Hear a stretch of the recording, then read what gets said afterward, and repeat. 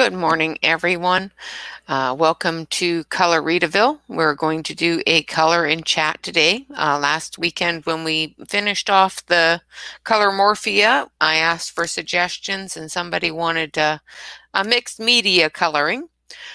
I have placed in the description of this video and this stream this picture, where to get it, and that sort of thing. So if you want to print that off and color along, you are absolutely welcome to do so.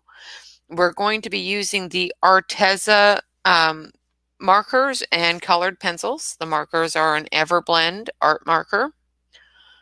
And of course, you've seen the color pencils. If I can get it out of there. There's the color pencils. And I was looking at them and I thought, oh, there's a number on there and there's a number on here, but unfortunately they don't all match. So that's what we'll be using today. I'll give it a few minutes so that people can get into the stream and into the chat. Hi, Barb, how are you?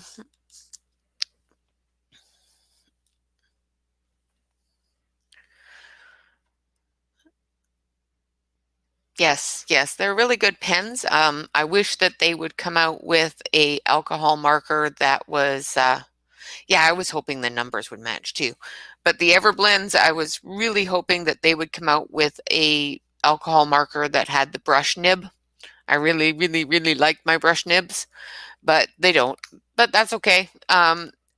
Arteza was one of the first set of markers that I ever bought, and it's what I learned how to use color-wise with, so. Hi, Kelly. Thanks for joining us. Have you ladies downloaded and printed off the picture that we're coloring today? Or are you just going to watch? You're, of course, welcome to join in. I would love to see what everybody else is done with it. The picture can also be found if you are a member of our Facebook group in the freebies album under albums in our photo area. Wonderful.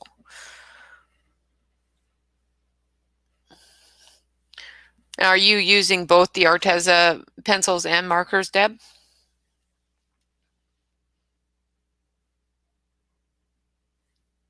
Hi, Heather. Well, it's always good to color while the hubby drives. Yes, it is Emmanuel's Arts. She gave this freebie as a COVID freebie to help people get through COVID. And I've got a bug on my picture. Oop, dead bug now. Hi, Darcy.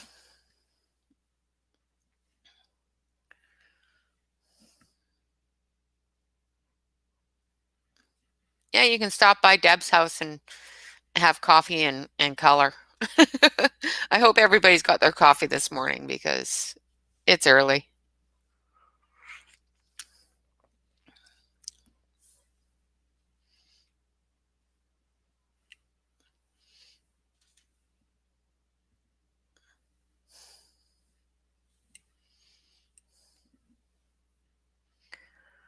So how is everybody today? I hope you're all having a wonderful Saturday. Yeah, I haven't bought any of her books. I have looked at them. I'm not a huge person on skin tones. I'm okay with them, but I'm scared of large areas with skin tone.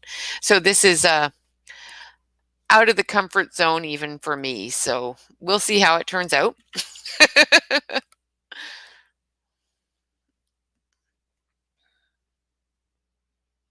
Yes, absolutely, Deb. Thank you very much for that. I have put the link in the description for the video, as well as on the Facebook group. If you are in our Facebook group, you can find that in our freebies album. It is, I have been given permission by the author, by the artist, to put that in our group. So yes, and that's one thing that I am going to show of what I do with skin tones. This may not be what everybody does, and I will throw that out there. Is I do my own thing. I take a look at other people's videos and I watch how they do it, and I do it my way. Um, I am not saying that's the right way. Absolutely. I am not saying that I do anything the right way because 9 times out of 10 I don't. But I like what comes of it, and I do the best I can, and I enjoy it, and I have fun doing it, and that's all that matters.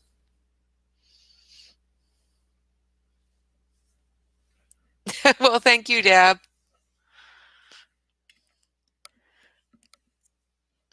But like I said, everybody does things differently, and you know, just like when I first started out, I went to YouTube and I watched video after video after video, and I tried different parts of each video and just created the way that works best for me.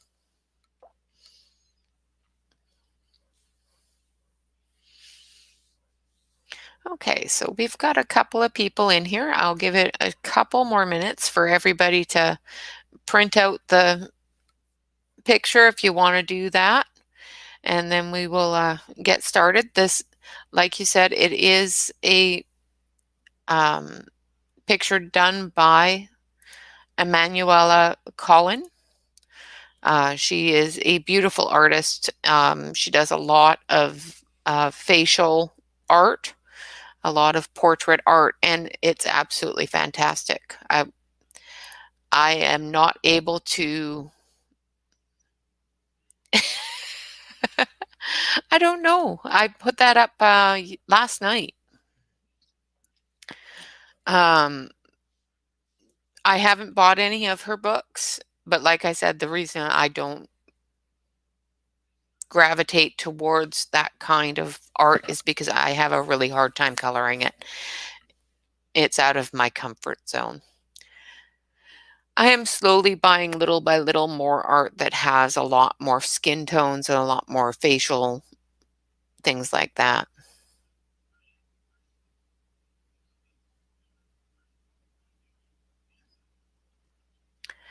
Yeah, I haven't been able to um, use the pan pastels for skin tones yet. I don't have a lot of skin tones in my pan pastels, and the pan pastels are awfully expensive. Um, so a lot of people don't have them. Markers are a lot easier to start out with. Hi, Davisa. Thank you so much for joining us, everybody. Give it a few more minutes here, and then we'll get started. And of course, anybody that joins in can rewind and go back to the start if they want to.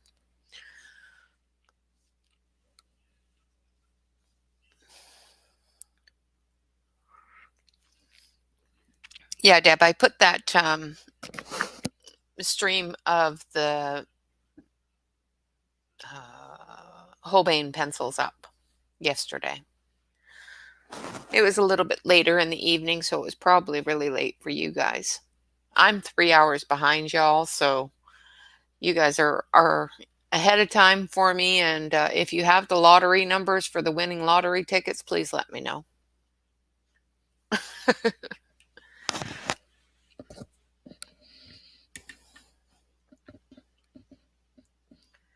Okay, so let's get started here. I am going to start on, I think, the skin tones. We're going to start with markers.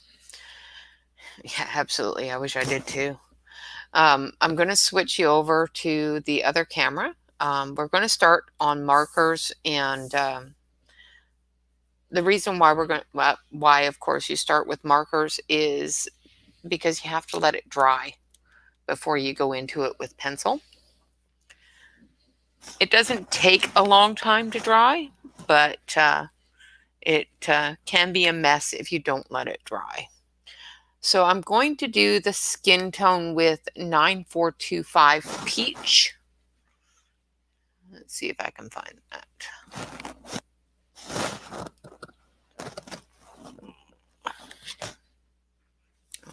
Macaron.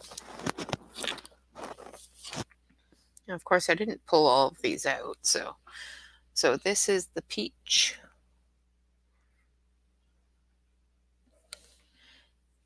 And I'm going to start with I take both ends of the marker off. And I'm going to turn the light on here, so if it gets a little bright, I'm sorry. With my eyesight, I can't see without the light. So I'm going to turn this a bit. So what I do is I start by moving my coffee so we don't end up with coffee all over. Now this looks a little dark when it goes down. It will dry a little bit lighter. And I start off with the nib, the larger nib, so that I can get a good coverage. Of course, you got to keep all of your edges wet. And this may not have been the best color, but of course it is darker because it needs to dry. And she's going to be a little bit tanner than I wanted, but oh well.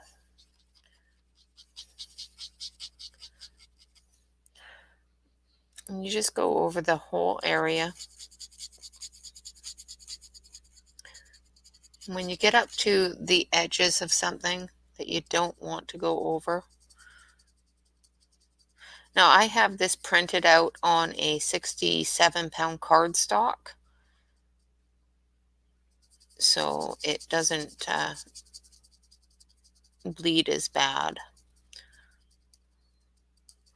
Of course, you can print it out on whatever you want, but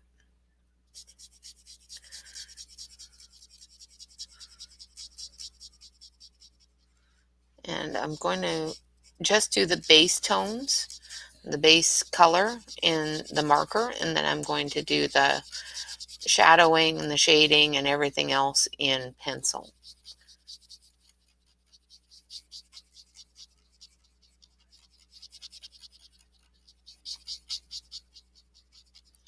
The one thing I like about marker, is, especially on grayscale like this, is you can see the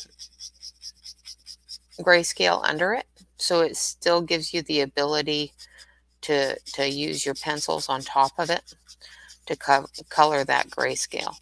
Try not to leave too many areas without wetness, because you will end up like a line like I just did.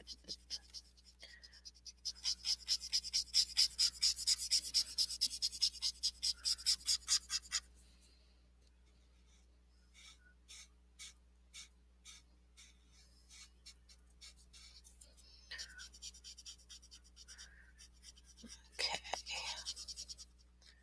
Now I'm not watching chat, so I will try to answer any questions that you have as soon as I have my eyes up. But with doing things with the markers, you definitely don't want to take a pause until the area that you're doing is done. And I really should have put a cardstock behind this because it's going to be all over my cutting pad, but that's all right. That's what those are there for, right? Now, if you're doing this on the table or anything like that, make sure that you have something behind your page. Otherwise, it will bleed through.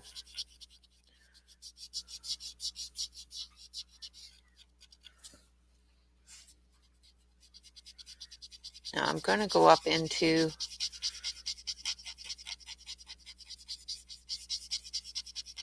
the hairline and that sort of thing with the other end of my pen, just to bring that color into the hairline. as soon as I'm done with the larger areas. And it is really dark to me. Oh well. She is going to be a very peachy girl. I should have chosen a different color for skin tone. It looked good on the swatch. Of course, it's just because it's wet, and I know it will dry lighter, but it still freaks me out. It's one of the reasons why I'm not overly fond of using markers, because it doesn't give me a true representation of what color it actually is until it's dry. Now we're going to go up and through here. Sorry about that. Somebody just messaged me.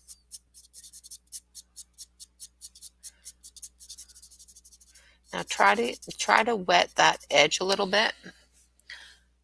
I can't see what I'm doing. Try to wet that edge a little bit and go into the hairline a bit. Now we're going to also use marker on the hair. So whatever areas of marker that you don't want to be skin tone, of course, we're going to eliminate with the hair color in a minute here.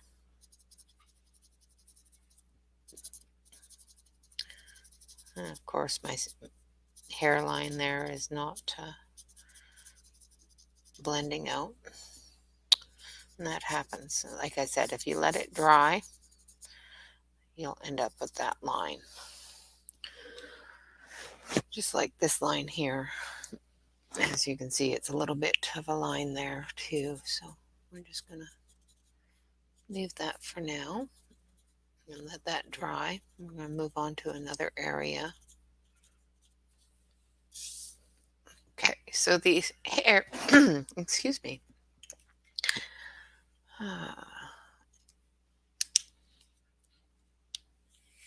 Okay, sorry about that. I was too busy, sticking to what I was doing and didn't pay attention to where the camera was. Sorry about that. All right, so what I'm going to do is I'm going to do yellow ochre for the hair, because I'm going to do a brown hair. So I just got to find that pen. I should have just pulled all these pens out. I should have known better. But you live and you learn. Because, of course, I cannot see. There it is. So yellow ochre is number 9432. Now this is going to be the light tone to our hair. We're going to go over it with colored pencil to give the highlights and the darkness. This is basically going to be our highlight color. And of course, we're going to take off both ends. We're going to go into here. And we're going to join into that skin tone.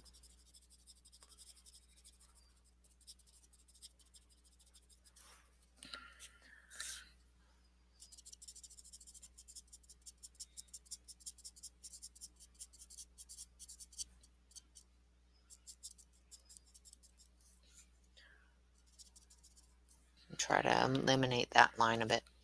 And then we're going to take the heavy end of our marker and we're just going to lightly fill in this area.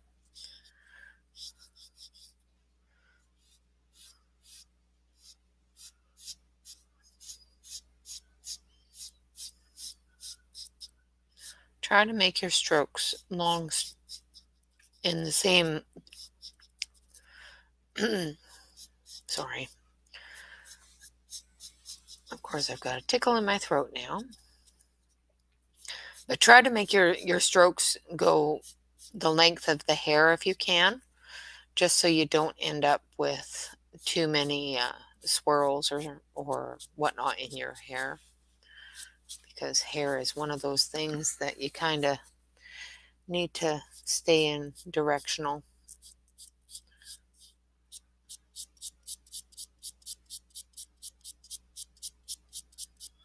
in order to get it to look right. I really wish this tickle would go away out of my throat. It's really annoying me.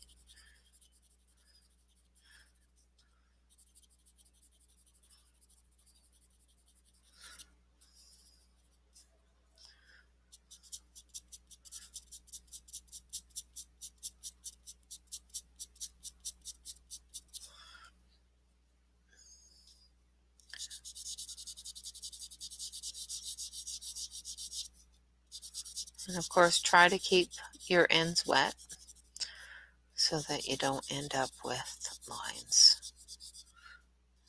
Otherwise, you end up with lines that don't look all that great.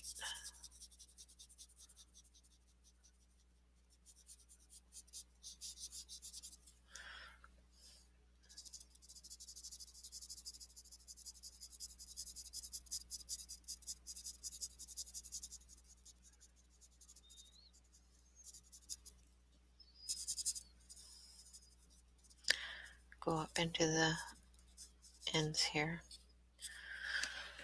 And then we're going to do the braid. Sorry about that. Got out of where I wanted to be with you. I could bring this back a little bit, but I've been told that people want to see things closer. If you want me to bring it back and don't think you want it that close, I can do that next time, because I have to adjust the focus on it, because I had to turn off the autofocus. Otherwise, we would have a lot of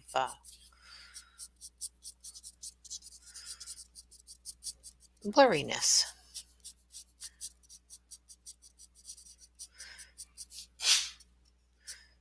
And that's no fun at all. Yep, you can either see me up close or see me from a blurry point of view.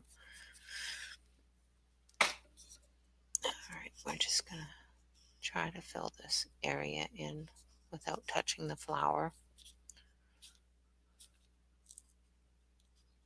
Because, of course, the hair goes under the flower. You still need to color that area with your hair color. And, of course, we are going to go over that area with... See, I touched the flower there. Bummer.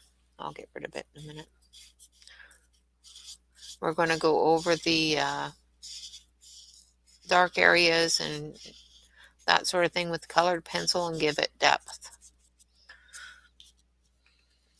So don't worry if it looks a little flat. We are going to fix that.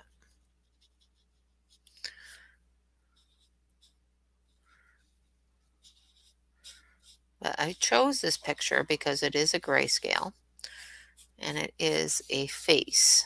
And most of the time when I do faces, I do marker on the face. I do have a proper set of actual skin tone markers that I usually use, though. I don't usually use my Artezes for that. So it's a learning curve for everybody today. Unless you use your Artezes for such things, which, you can probably teach me a few things. Well, everybody could probably teach me a few things. I know very little. I just like doing it. And like I said before, this is probably not the proper way to do it, or the artist way of doing it. I'm not an artist. I just enjoy coloring.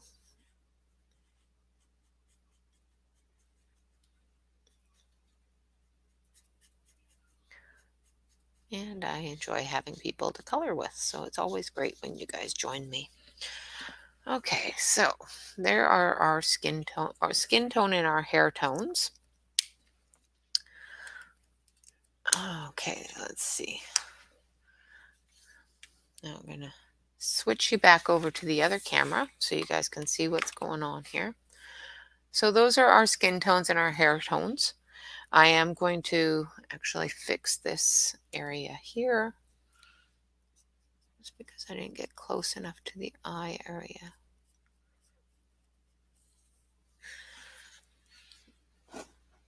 And the lips I will do with a different color. So now we've got the flowers to do, the butterfly, and the bug. I think it's a ladybug. Does anybody have any suggestions on colors for these? Because I looked up the poppies, and that's what these flowers are, online and before the stream, and there are so many different colors of poppies. There are blues and pinks and reds. I'm used to them being red, so that's what color I was going to do them. But if any of you have any suggestions or any colors that you want to see on them, by all means, throw that out there.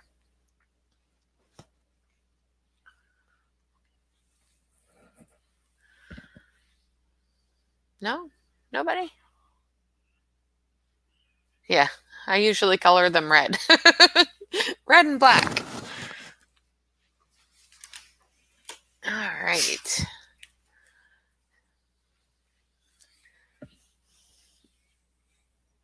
Yeah, it does look really orange. It looks really orange to me too. Let it dry. And once we get the other pencil products on it, it should tone it down quite a bit. Yeah, to me, it looks really orange too. I'm looking at it going, this is really orange. And of course, the camera always changes the color of it. So when you do a picture that you are going to post, one of the things that I found when I post pictures that I do the skin tone, a lighter skin tone, I find that the skin tone gets bled out by the camera and it looks like it's very white. Yeah, exactly. So when you do it a darker color and you put it on camera, it actually looks like the right skin tone. But in reality, it looks really, really orange to me too. And when I look at the swatch, like I'll show you the swatch that I use. Let's see if I can do it without having it. That's the color of the swatch, and that's the color that it's going to change to after it dries.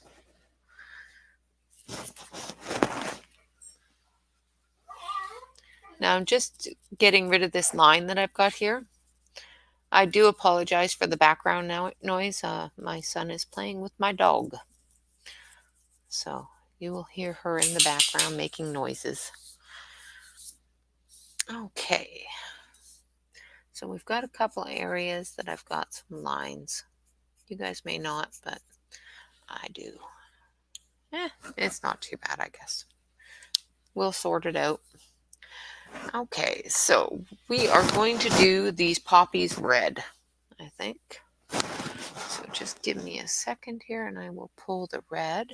Now, the red is, I think we'll do a cherry red because it's more of a pinky red, a dark, dark red. What do you think? Or should I just do them straight red? Let's see, there's straight red. I'm going to take this out of the folder so that you're not getting the reflection.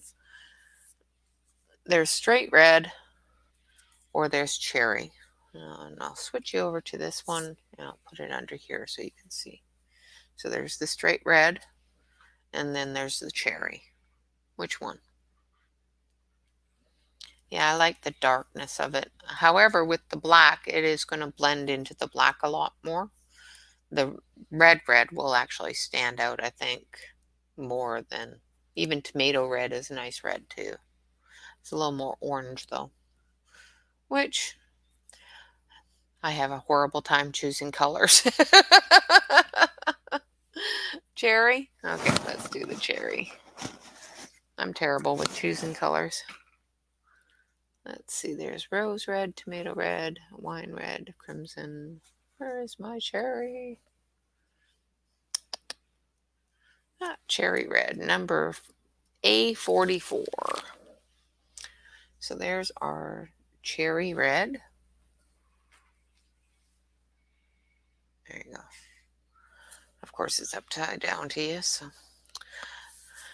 And what we're going to do is, of course, once again, we're just going to cover the whole area. I'll do this on the other camera and then I'll come back to the close-up camera once we start doing the pencil work.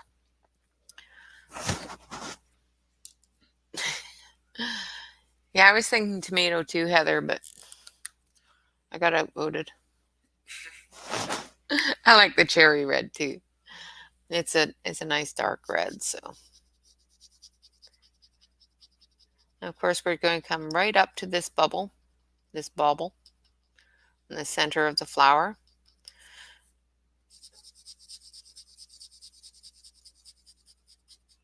Don't worry about going over unless the line is close to the where you don't want the color to be, because we are going to do some other work on it with some shadowing and that sort of thing. Now, of course, if you find that your color is too dark in areas that you want to have a highlight, that's what blender pens are for.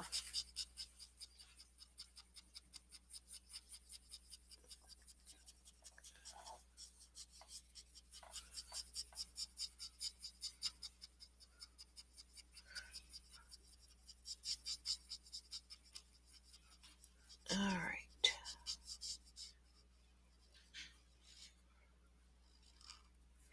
Now I'm getting really close to the edge here, so of course flip your pen over and just bring the ink up to the line.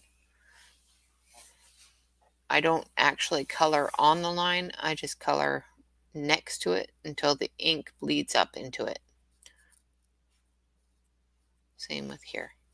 Just color into it until the ink bleeds up to it. Otherwise, you have a lot of bleed over, and we don't want that.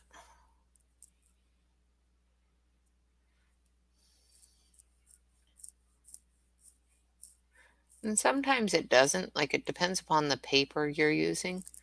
This is not a marker paper. And if you're coloring in a coloring book, that will definitely be something that you need to watch as you do, is make sure that you're not coloring all the way up to the line. Just color a couple of millimeters away from the line and just watch the color fill in. And I'm going to do the same thing here. This is a smaller area, so I'm just going to use the tip of the pen.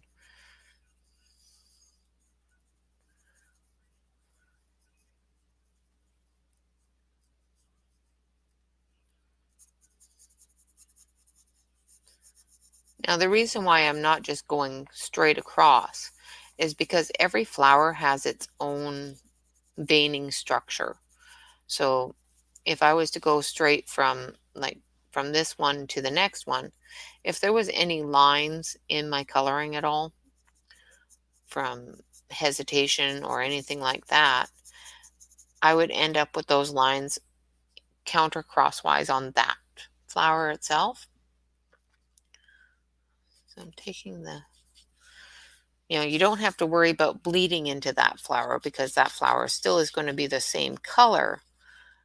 However, you don't want to just go across that flower in a direction that its veins aren't going, because then you can't just blend those lining into the veins when you use your colored pencil.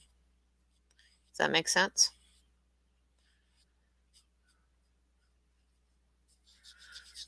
Of course, when you come up to the line, make sure that you try not to color into the hair. Of course, there's a dark area there, so it doesn't make a lot of difficulties if you do, because you'll be coloring in that area with a dark color anyway.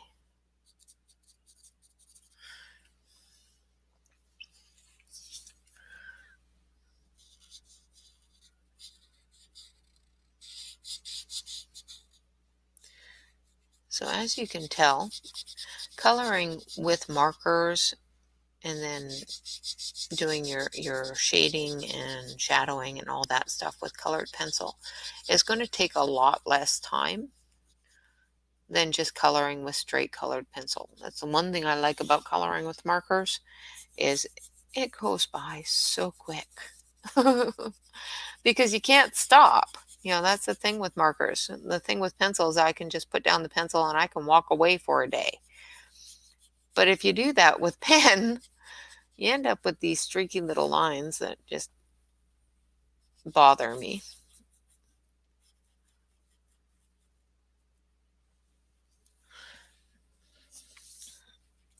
Flip it over for this part. I'm just going to color up to a couple of millimeters away from the line, and I'm just going to let it bleed in.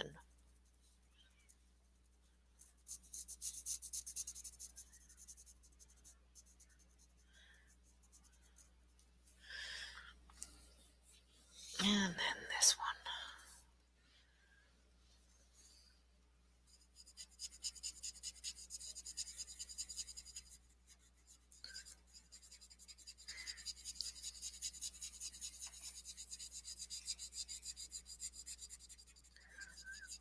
Okay. I do apologize if you guys can hear me breathing. I have a bit of a stuffy nose, so for some reason the summer hit, and I guess I decided this year I have allergies because I have not stopped sneezing. Every morning for some reason, all I do is sneeze, sneeze, sneeze.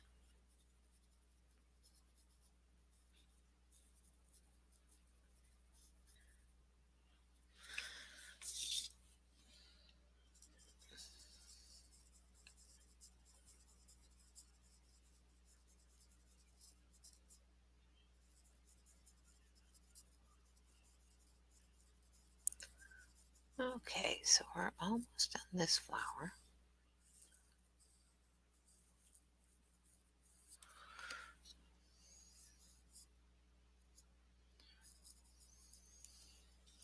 Okay, so now looking at that flower and the color of that, do you want to continue with that color for all of the flowers, or do you want to maybe do a lighter or darker or a different color, a pink and a red, or what would you like to do?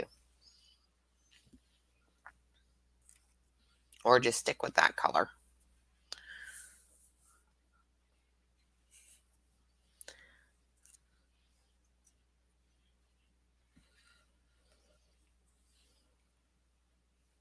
Yeah, it's a nice color. It's a nice deep red.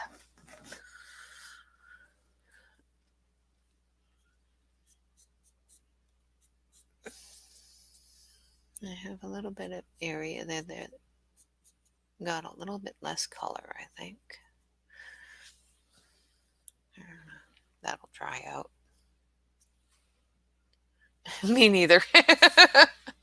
So we can just continue with this color, and we can do the ladybug. Have you guys ever seen yellow ladybugs? Hi, Lisa.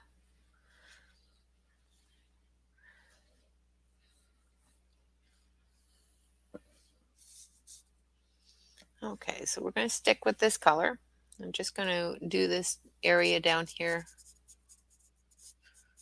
with the other end so that we don't bleed into the hair.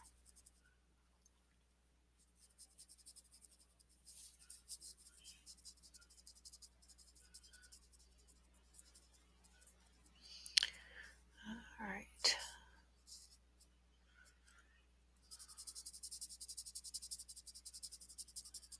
Now you don't have to worry about bleeding when you're going into an area that has the same color.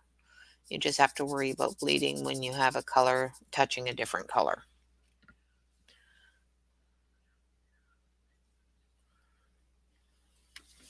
Thank you.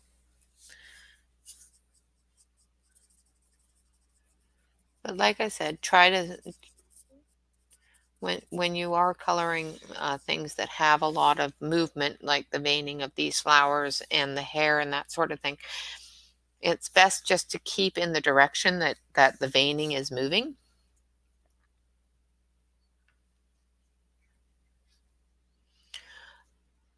Well, Davisa, I find that doing pre-recorded is a lot easier. You don't have so much to look at and to keep track of. You do your recording and you submit it. And with live, it's easier to get it going. But you have to keep track of what people are asking. You have to keep track of where the camera is so that people can see what you're doing. With recorded, if you do something wrong, if you rewatch your video and you say, oh, I didn't want that there, or I made a mistake in that description, you can erase it. You can re-record it. It's not set in stone. With colorings, I haven't done a speed coloring successfully yet. I tried to do one. It was not successful, so it did not get posted. Coloring live is a little bit easier for me because if I do make a mistake, I can say, "Oop, well, that was a mistake there," and try to correct it. My biggest mistake with doing speed coloring on video is I forgot to hit record. Yeah, okay, yeah. We can all say, oops, blonde moment. And I'm not blonde. um, yeah, so I ended up coloring 3/4 of the picture without it being recording. So I pretty much kiboshed that one, and I haven't tried since. But personally, I find doing the flip throughs and doing the swatches and doing the coloring, the showing off my hoard, that sort of thing, I find it's a lot easier to do in recording. But for these color alongs, I like to do them live because I like having people to color with.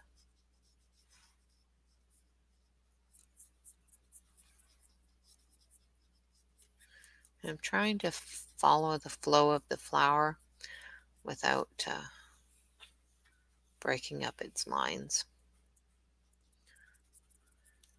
I also have to be careful because there's little legs up there that are almost on the lines of the flower, so I don't want to go into those little legs because the flower doesn't go up that high. And with my eyesight, it's just one of those things that you just have to sit back and take a look at sometimes and say, okay, did I get too close there? If I did, oops.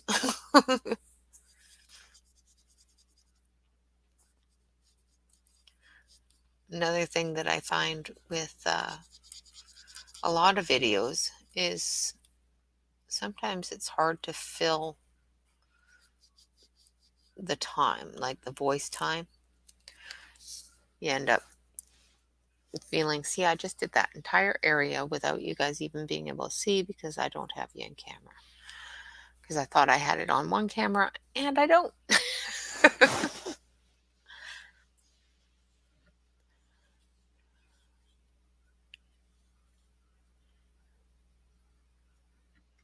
Yeah, see, and that's the thing is you just do a recording, take a look at it, and redo it if need be, or edit it, or that's one thing I also like about doing the recordings is I can edit them. So if I do a swatching, which takes hours and hours, I can stop the video, take a break, start another one, and just stitch them all together.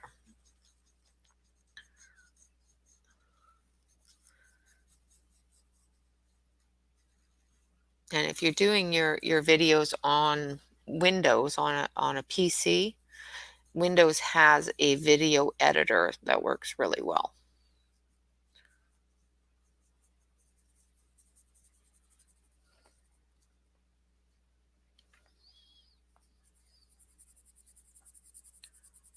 I hope that answered your question.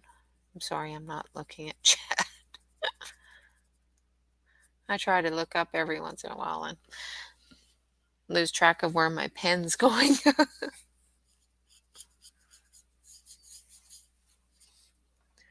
Okay, so this one here, the stem of this little bubble thing is right here. So you just color up to it because that area is going to be a darker green area because the little bobble thing is a pale green with a dark green. So try not to color the bobble.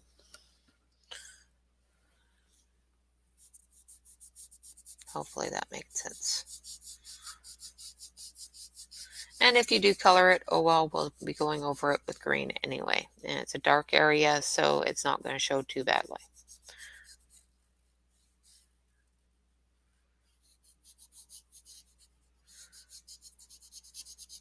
Now, of course, all these other areas that are really, really dark, we're going to add some black to that as well.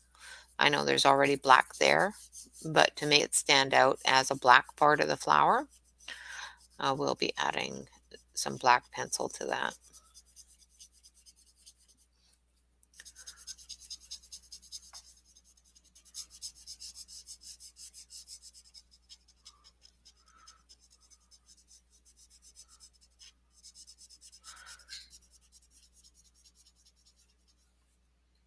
Okay, almost done this flower.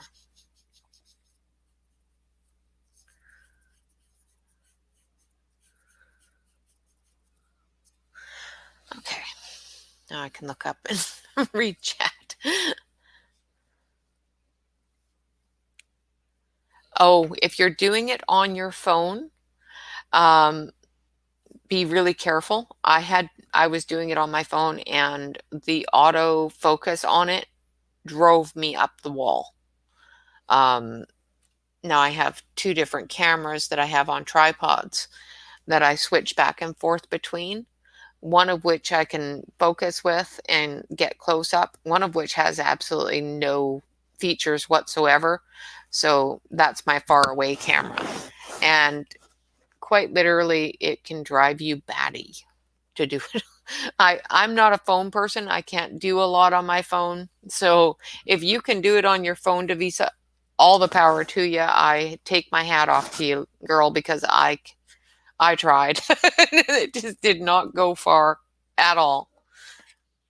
Now, I'm going to mute y'all for just a second. I've got a child waving his hands in the air at me, so just give me a moment. I'll be right back. What do you want?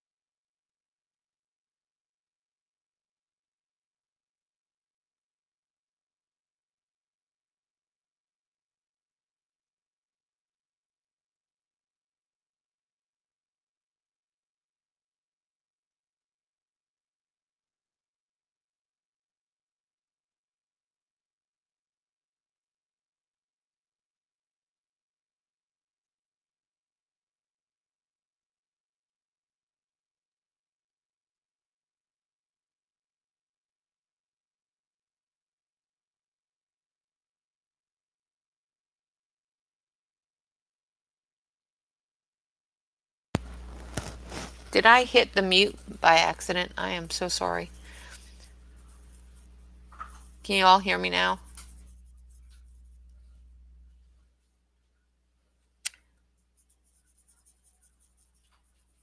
You didn't want to hear me talking anyway. Can you hear me now? That's okay. That means that you guys didn't hear the child making an iced coffee and making extreme large amounts of noise behind me.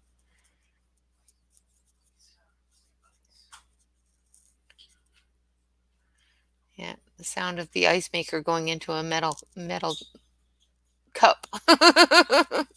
You guys got to miss that. Okay, so we've got that all done up there.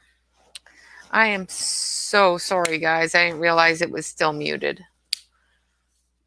I thought I unhit mute. Is that or else I leaned on it the wrong way?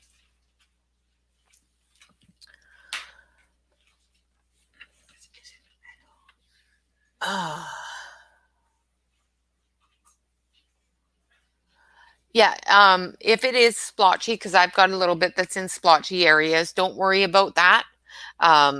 Let it dry. It just means that there's different areas that have dried faster than other areas. Just let it dry. And once it's all dry, it should even out. If it doesn't, we will be going over it a little bit. Another thing you can do, like for example, up here and right here, as you can probably see, there's some little splotchy areas. We can go over those a little bit, or we can go over those with a bit of pencil.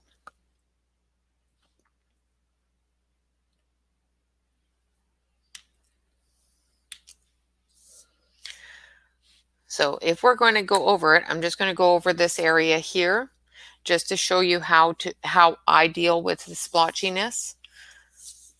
Of course, as you know, plants all have they're not ever an even tone anyway, so it doesn't show a lot when you come to flowers. In skin tones it will. Like I've got an area here that has a line because I lifted my pen. Like right here, I lifted my pen up so you can see there's a line there, and I wasn't able to correct it. I'll go over this area with a little bit more of it and try to bring it up to the same color.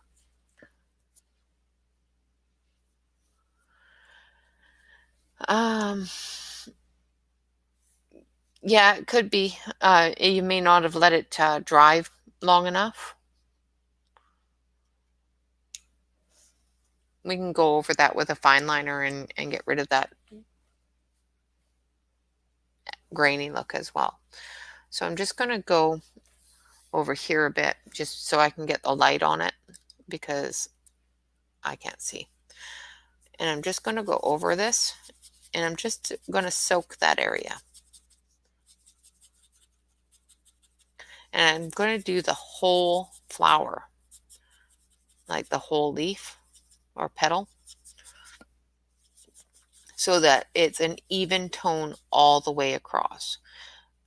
You cannot go back over,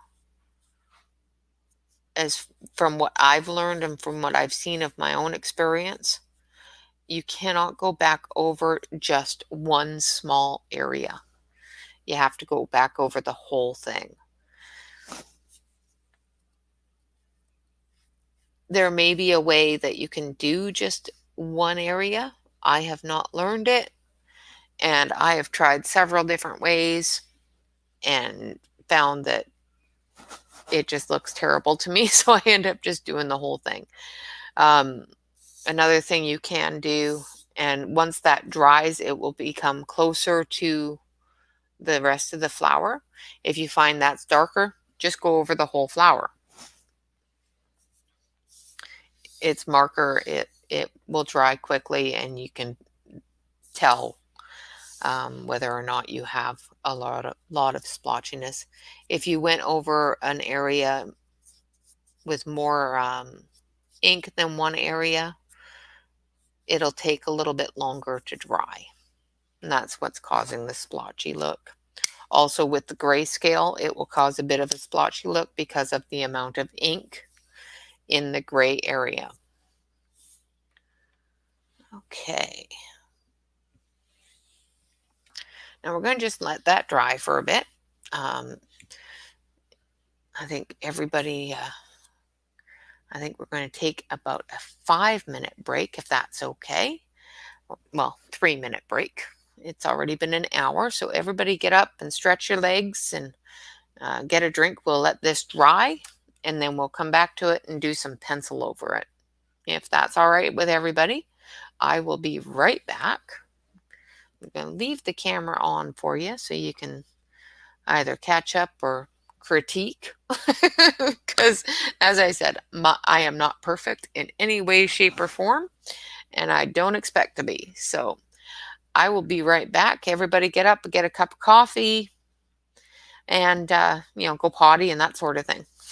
I will be right back, guys. I'm going to mute you, so remind me when I come back that it's muted. All right, count down to 11:03, and I'll be back.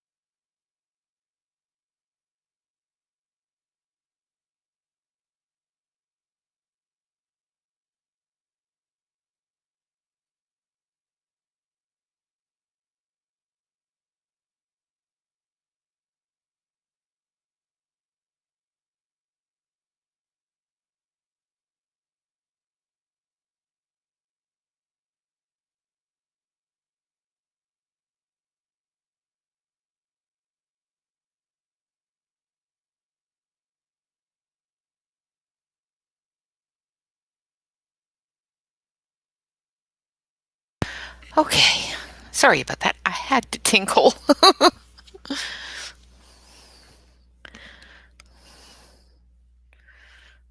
Am I still muted? Maybe not. We'll see. I hope everybody is coloring along with me, Deb. See what I mean by the pen going through onto my pad? The way that I get rid of that is a little bit of hand sanitizer works great for getting rid of that.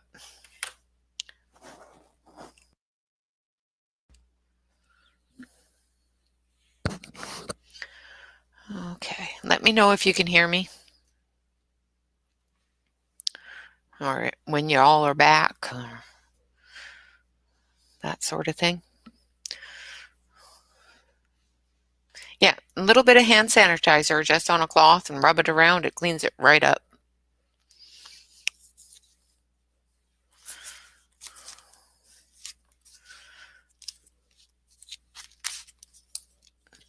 I'll give everybody a couple of more minutes, another minute or so, and then we'll continue on. I would like to get at least all of the ink work done today so it can dry and we can continue this next time. Unless you just want to finish it off, I'd be happy to do that.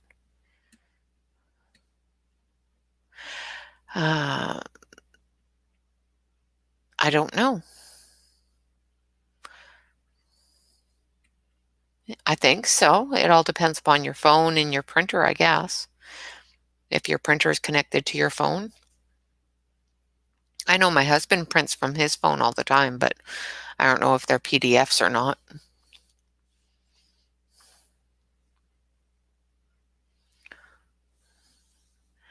Tuna salad. Sounds good to me. We're going to have ribs for dinner. I got to put those on the smoker after we're done streaming today.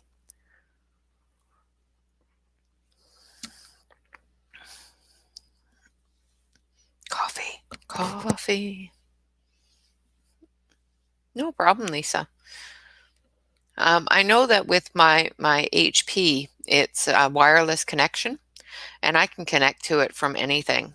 So you should be able to print to it if you can connect to it.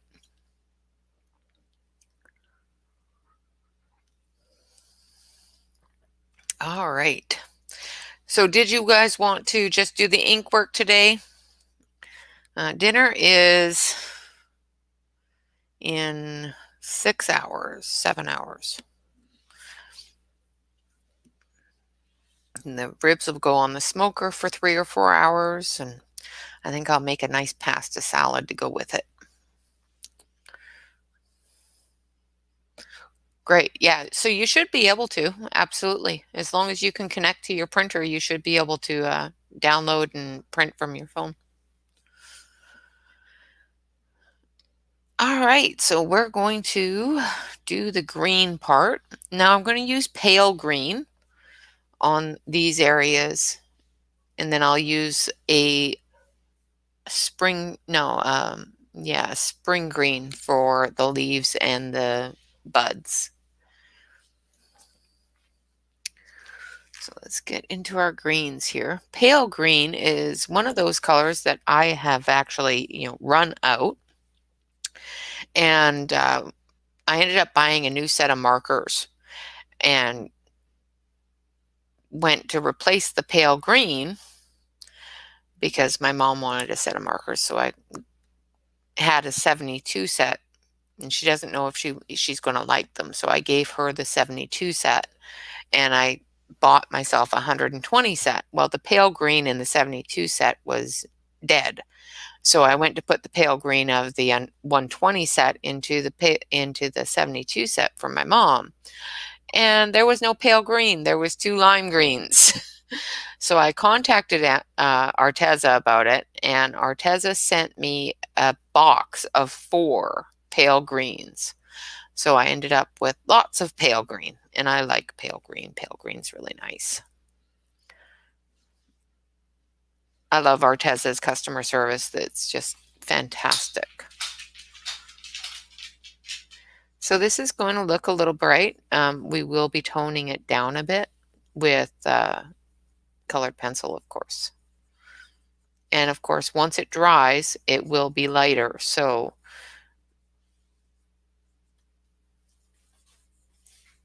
always remember that when you're putting color down, especially with the markers, is it may look really, really dark or really bright when it's wet. So you just have to let it dry. and it will tone it down. And we'll be using a couple of little bits of grays and stuff on this to tone down that color if it doesn't tone down after it's dry.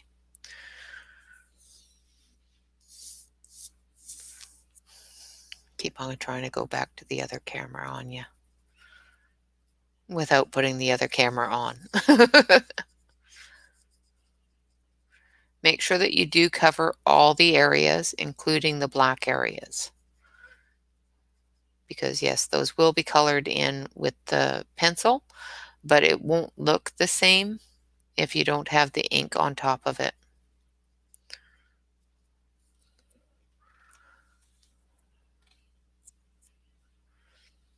That's great. Yeah, like I said, there's the download is listed there on the description. And there is, of course, in our Facebook group, if you're a member of the Facebook group, it is also in our freebie file. Now, the freebie file does have pictures from different artists, and I have asked permission from those artists to post those in our group. So if you do ever post anything to our freebie file, which you are welcome to do, just make sure that you have permission from the artist first. Don't post anything that is specifically for their group and only for their group, unless it's colored. And usually if it's colored, it should be fine, but always ask permission, especially when they've stated this is only for my group. Okay. Of course, my hand is giving you guys a shadow, but I'm sorry about that. All right, so that's the only things that we're going to do in this pale green. And then we're going to go to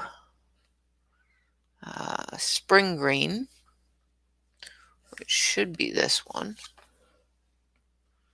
Yeah. Spring green is number 5947. And what we're going to do with the spring green is all of the flower leaves, and these are unopened flowers, so they're buds. And the outside of the bud is always the same color as the plant with poppies. From every picture I've seen and the poppies I've grown before, they're usually pretty close to the same color as the leaf structure. Now, once again, this is going to look a little dark until it dries.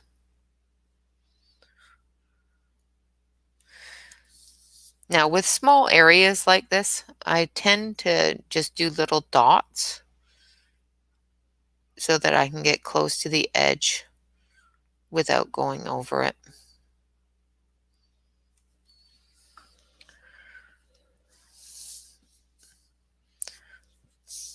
I'm going to turn this a bit so I can see what I'm doing.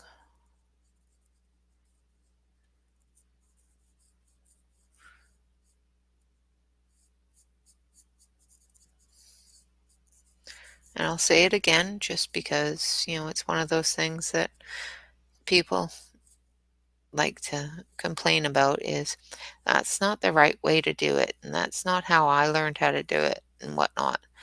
This is the way I do it. It may not be right. It may not be perfect. I don't expect it to be.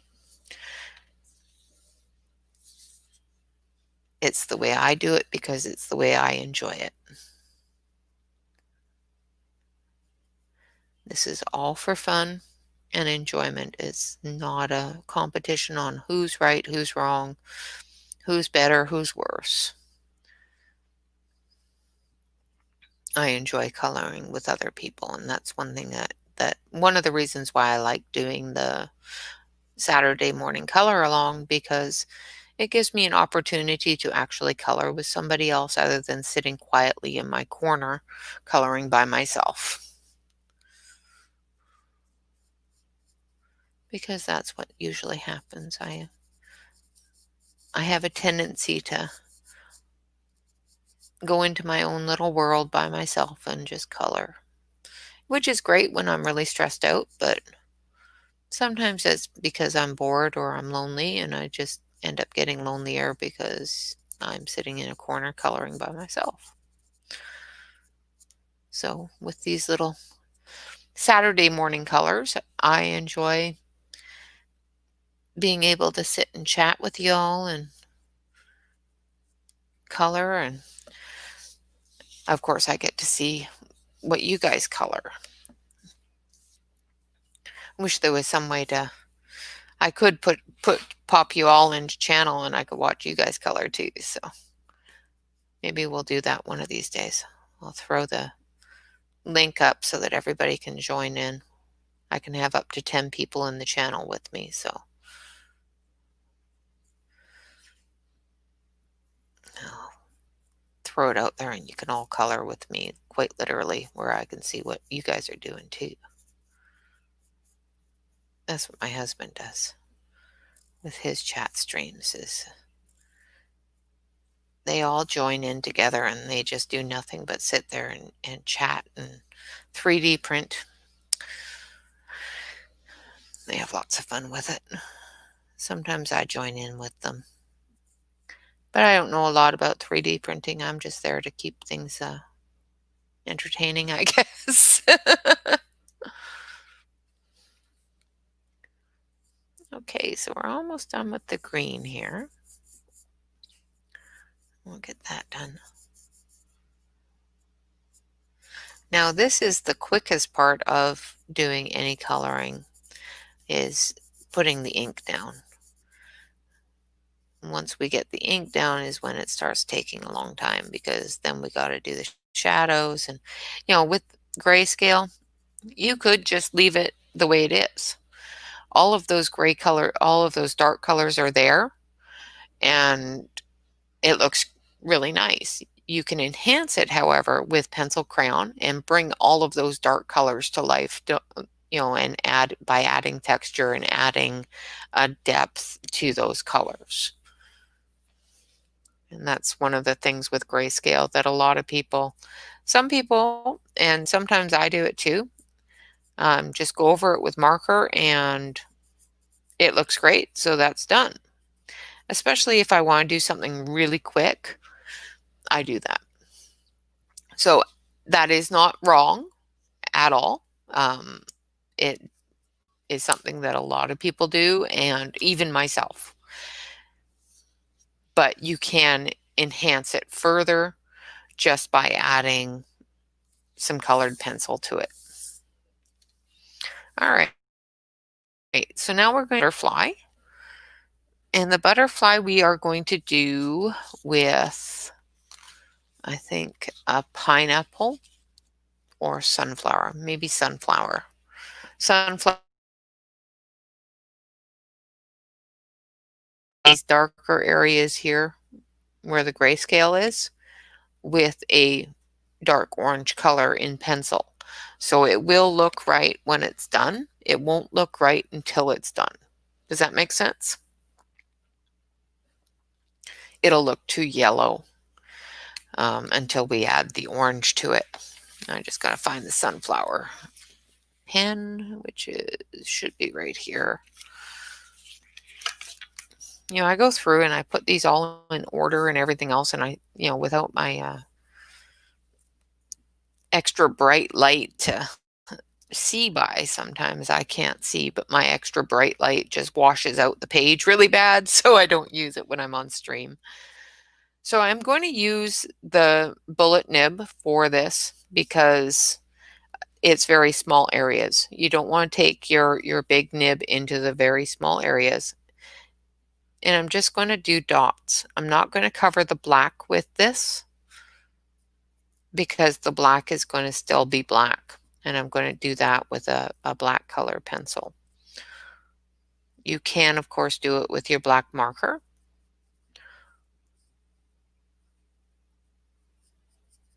But I want those to be black, so. And I'm going to leave these little dots here. I think I'm going to go over those with, I don't know, I'm going to do those yellow because I'm going to put the orange into these areas.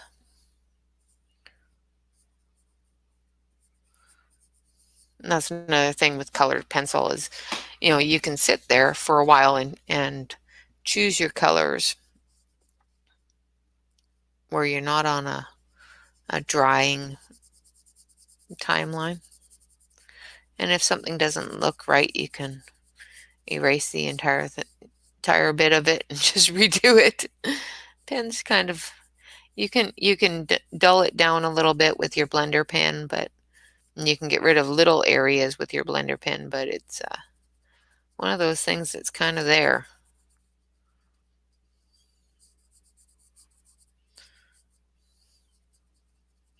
Now, did you guys want to extend the stream and finish everything today, or do you just want to finish the ink today and come back to it next weekend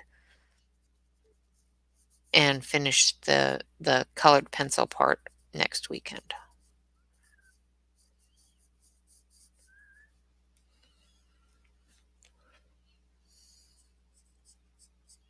Any thoughts?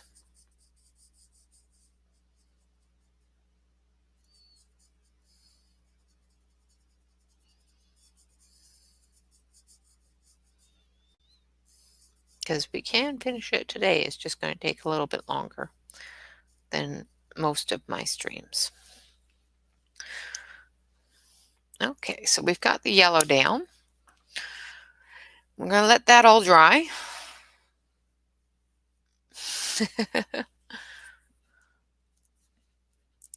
Yeah, it's a beautiful red. That is cherry red out of the Artezas. Now, what we have used so far, let's see if I can get these all to show. These are the colors that we have used so far. So there's sunflower yellow, yellow ochre, peach, spring green, pale green, and cherry red. It's okay with me. Like I said, it's going to take a lot longer to do the pencil parts, but if you want to finish it today, I'm happy to do that. Do these dots with the yellow.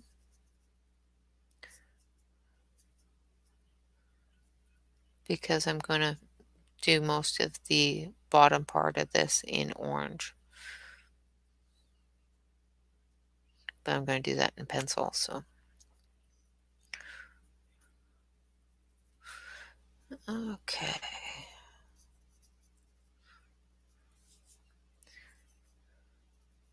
And of course, you know, once you get the orange on, if you don't like the way that it looks, you can go over these with the orange pencil or a red pencil and change the color of it. Okay, so that's done. Now we've only got her eye and the ladybug to do. What color should we color the ladybug? Do you want to do that a yellow, or do you want to do that a paler red, or what do you think?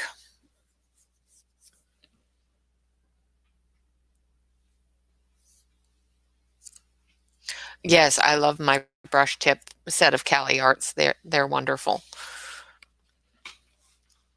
I wish they had more colors in the brush tip.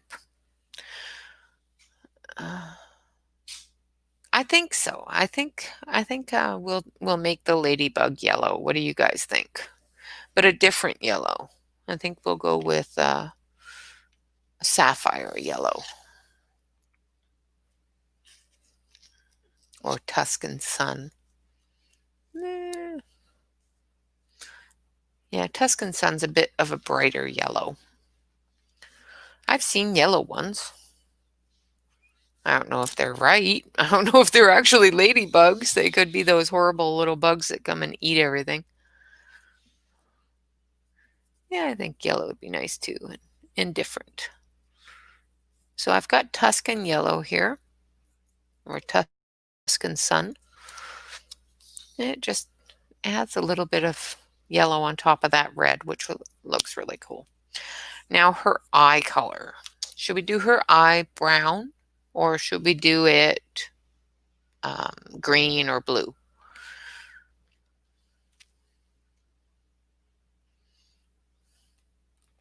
Yet. Go watch that video again, Deb. They'll be in your cart next week.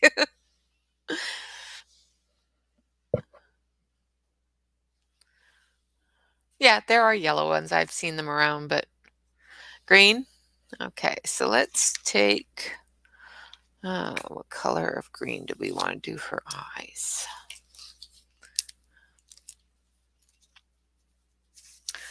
Okay, so we're going to take lime green.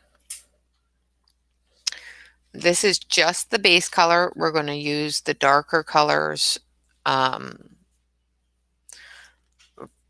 to do the shadowing and everything else. So we're just going to do the base color, this lime green.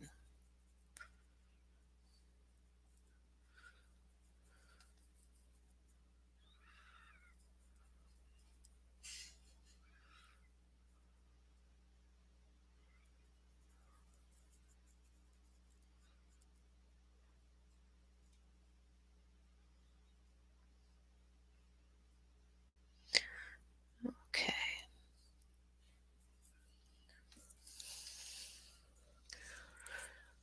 And then we want a little touch of pink for her lips. I think a little bit of bubble gum. What do you think?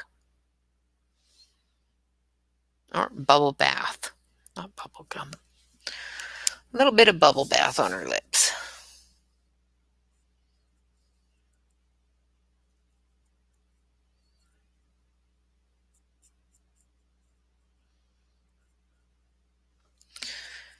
And I see an area that I missed with the peach. So we're just going to touch that up a little bit.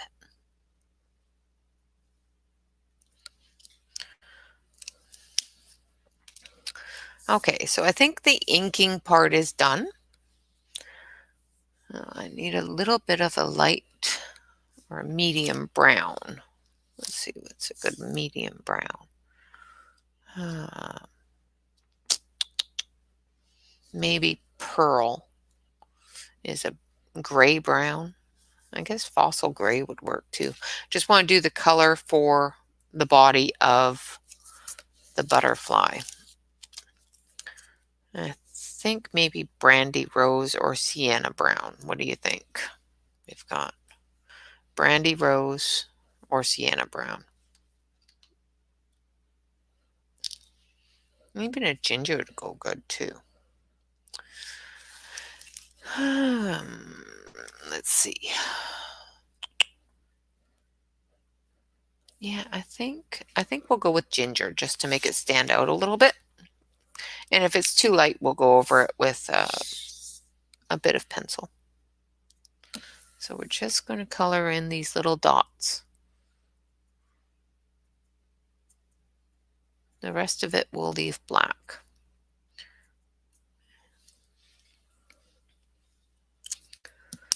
Okay, so there's our inking done. Now we got to do the rest of it. That's the easy part finished. Now the fun part. Yep, that's what I did, is I used ginger. All right, so that's it for the ink. No, I missed a bit of hair here. Now, as you can see, it's a bit splotchy in areas, which is perfectly fine.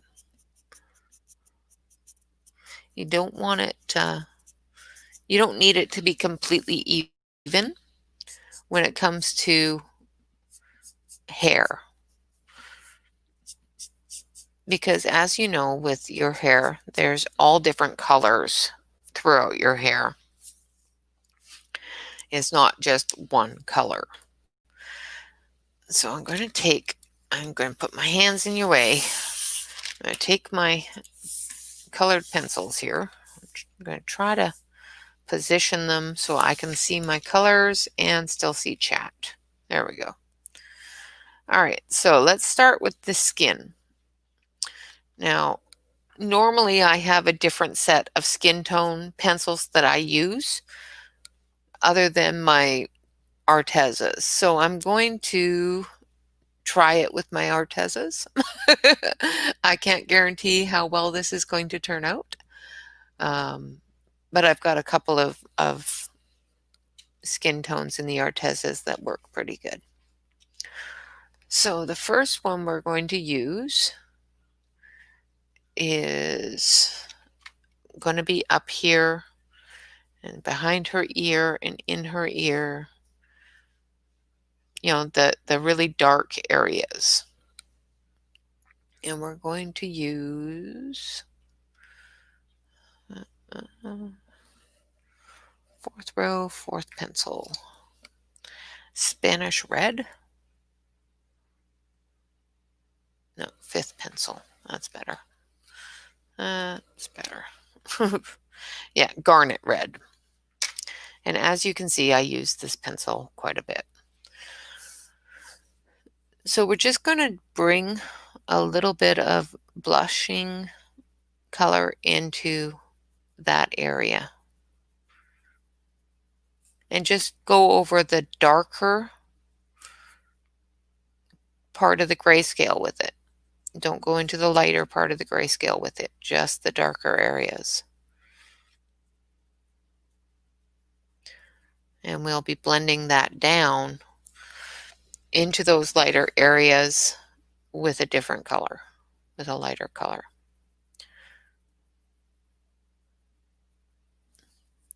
Now, if you want, I can put you back onto the close-up camera so that you can see.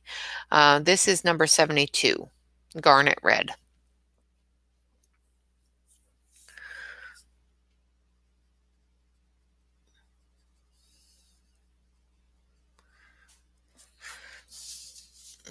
Just in the darker areas, you can go darker. You can just cover the whole area. But once it starts getting down into that middle shade there, just do very lightly into it,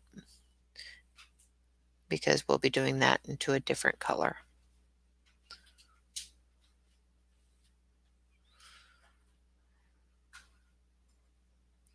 This is the part that takes the longest.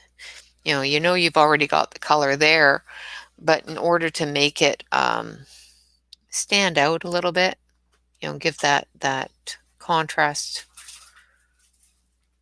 to the picture.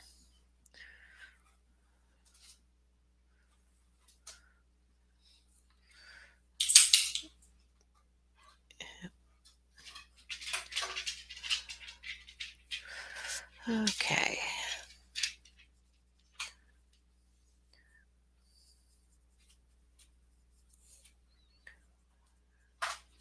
And I'm just doing the very, very dark areas with this pencil, just to give it a bit of a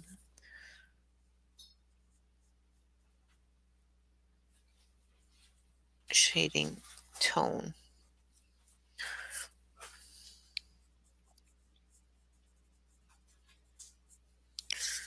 So as you can see, I went over the line there and it bled out.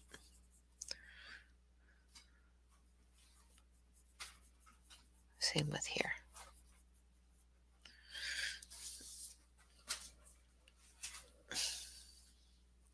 And it looks a little red to start with, but once we blend it out with that lighter color that I'm going to use, it will not look as red, I promise. It won't look like she's got a black eye or some sort of rash.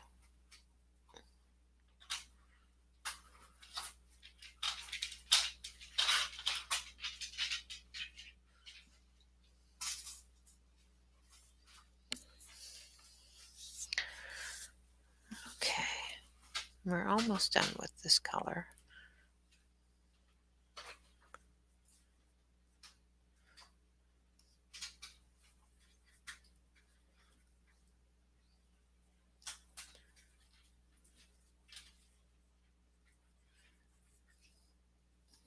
Okay, I think that's a little bit more here, I think.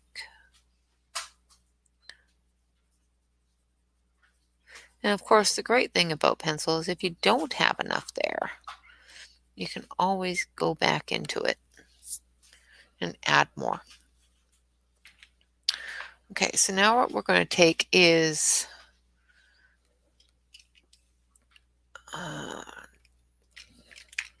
believe it or not, unicorn purple is the closest color I have to the color I normally use. And that is number 134. And it is a metallic, but you won't notice it once we burnish it. And once we blend it, you won't notice that it's a metallic color, because for some reason blending it takes the metallic out of it. That does look a little bit darker than I wanted it to, a little bit whiter than I wanted it to. But I think it's just my eyesight because it looks fine on the camera.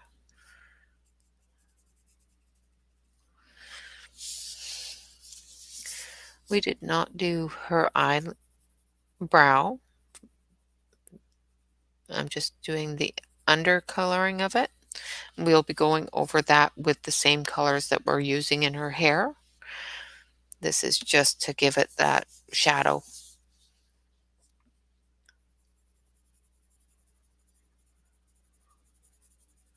And just go over all the areas that are showing up in gray.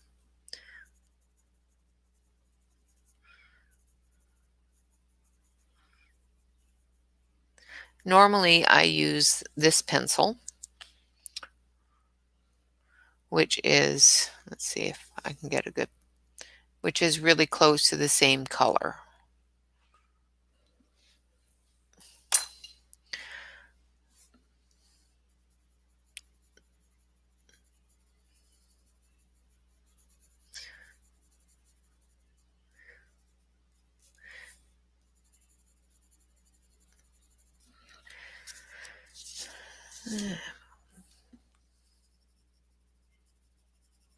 And this area here, we'll be going over it with a bit of pink as well, just to give her a rosy cheek.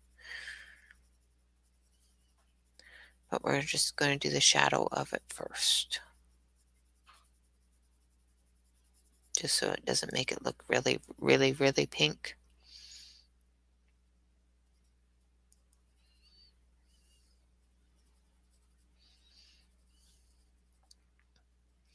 One of these days, what I'd like to do is talk to some of these artists and see if we can get one on the stream with us and actually ask them questions and stuff like that. I think that'd be fun.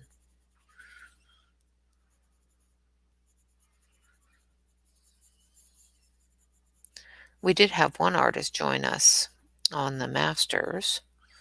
Oh, did I not tell you the number? 134. Sorry, Deb.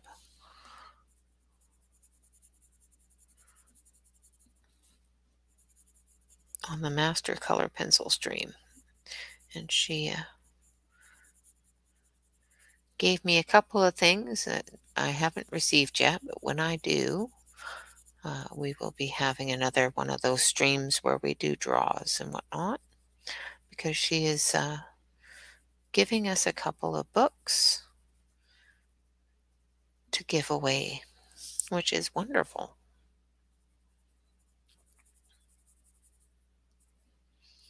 I thought that was so sweet of her. And I'm honored that she decided that, our stream would be a good place to do that.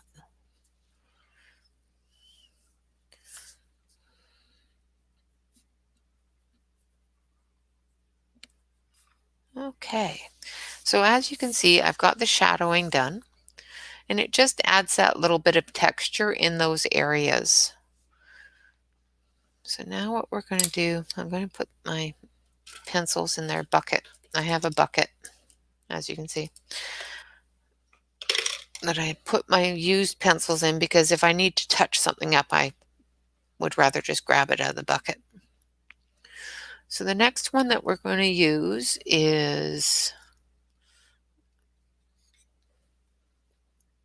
macaron. It's number A083. And as you can tell, I use this pencil quite a bit too. And we're just going to go over the area that we want for the cheek, just to give her a bit of a blush. I don't know how well this is going to show on camera, but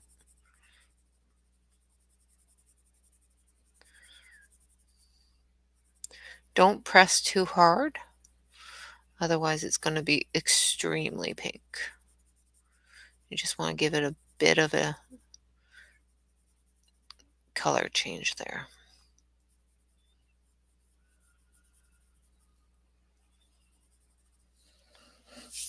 And if you find that your grays are looking a little too gray, sit back from it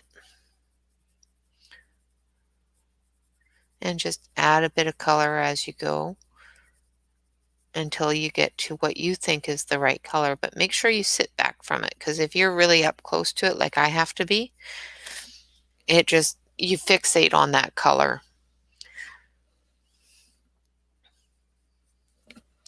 Okay, so as you can see, I've got the little bit of blush there for the cheek.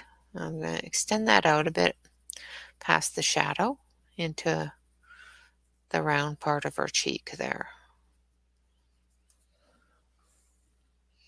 Okay, I think that looks all right. What do you think? I think it looks all right. It's all right. It's all right. And then we're going to use another one that I use quite often, which is Peaches and Cream. And this is what the base color I was going to use. But I think once it's on camera, it's a little too light. And I'm just going to bring those three colors together where we put the red and the purple.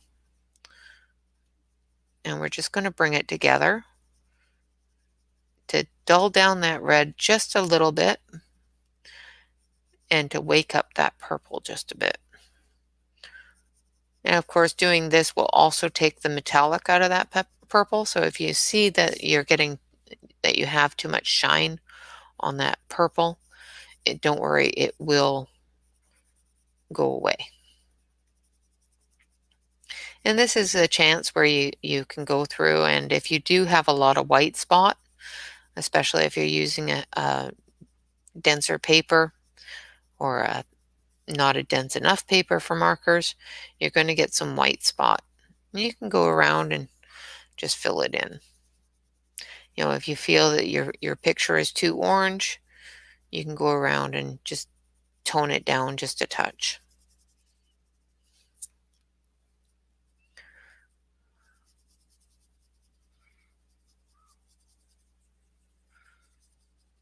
We're just blending that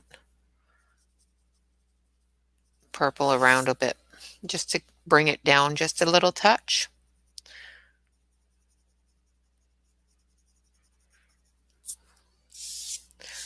So that it's not so dark.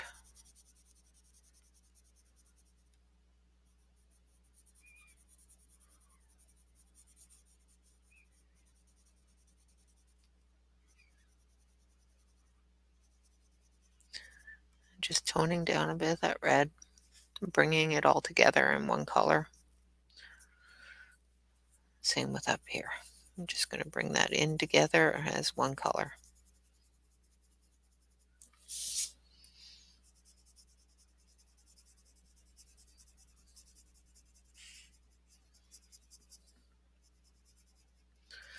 So it doesn't look like she's wearing a hat. And try not to do what I do and use your hand to wipe your pencil, because you will drag that color around. I have a brush for it, but I just didn't feel like grabbing it. I'm quite sure all of you do it and all of you understand it. I'm just one of those disclaimers that you gotta throw out there. If you do this, this is what's going to happen. So don't blame me if it happens because you saw me do it, because I know that you're not supposed to do it. I just do it. All right, so there we are so far. What do you think? Do you see the how much deeper the shadowing,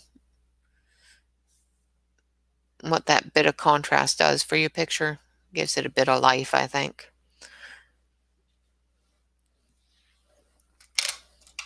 Now for her eyes, you're going to need a really sharp point for this. So I'm going to go with, where's that? Within, yeah. I'm going to go with fern green and jade green, which is jade green is number 59 and fern green is number 92. Now I'm going to sharpen these, so excuse the noise. I hope you are still listening. I haven't muted you.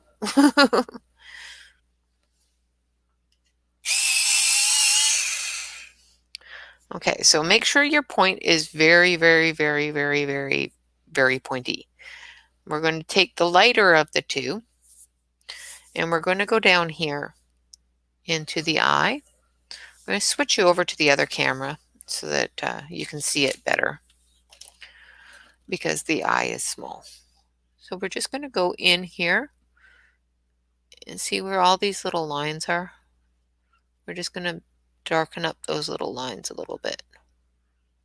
But make sure your pencil is really sharp, otherwise you're going to end up with just a smear.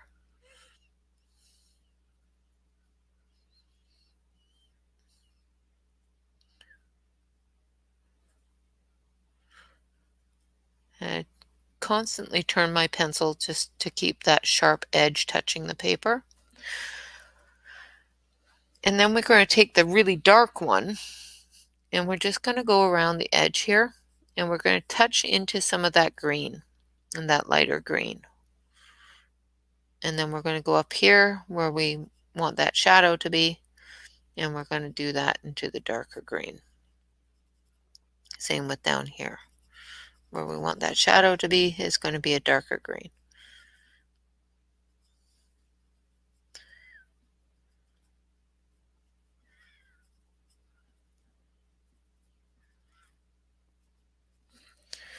And if you feel that you don't have enough of the medium green, go back to it and just blend them together.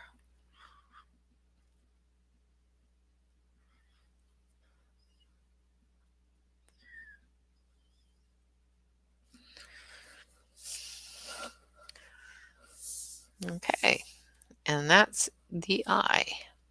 Now, once we take the blender pencil, we can extend those little areas out just a little bit like that, just to give it that line, that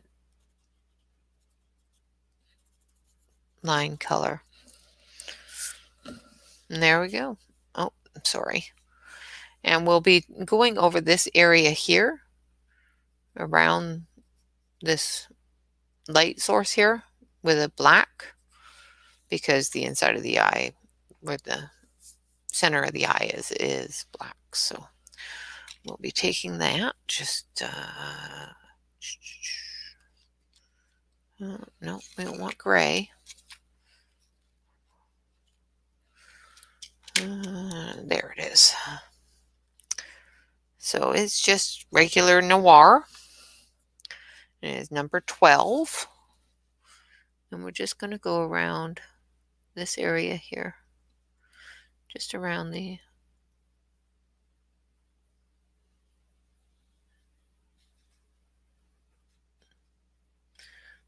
light source there.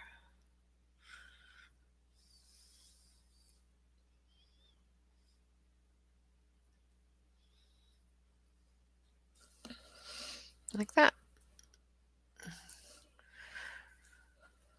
Okay, so I'm going to switch you back over to the other camera, and there's our eye. Put that there. And for her lips, we're just going to take a little bit of flamingo pink and we're just going to outline them a bit. Cover up that dark area on her lips.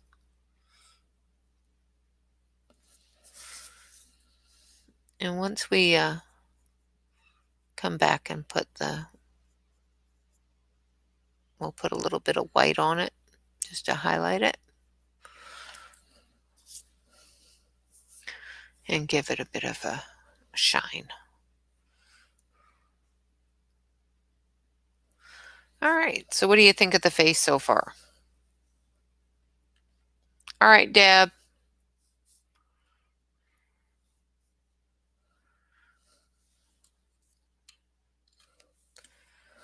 Okay. Now for the center part of this part up here, in the center part of this, we're going to take the dark green, which is jade green number 59, and we're just going to go around the edges and darken those up. Or come in and do the same thing to basically we're taking the lines and we're just extending them out a little bit to where there would be a shadow. And you can see where the shadows are because the grayscale is there.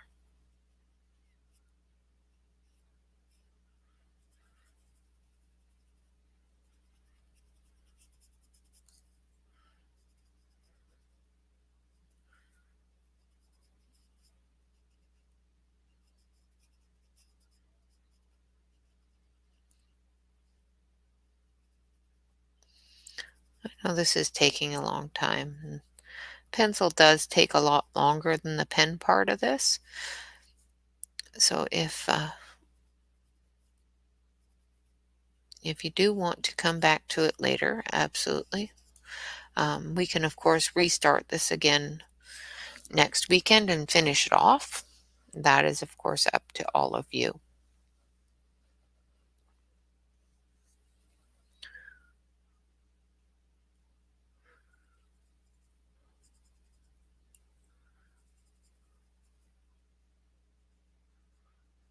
Now, I will be going away on vacation, not this coming week, but the week after.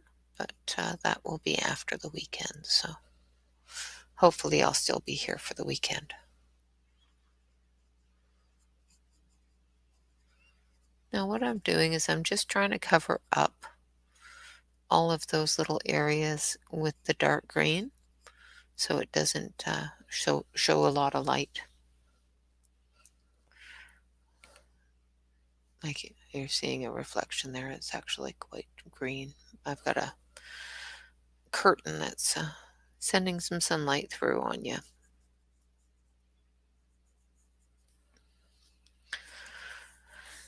Okay. Is there anybody left out there? I think there's 7 or 8 of you still out there.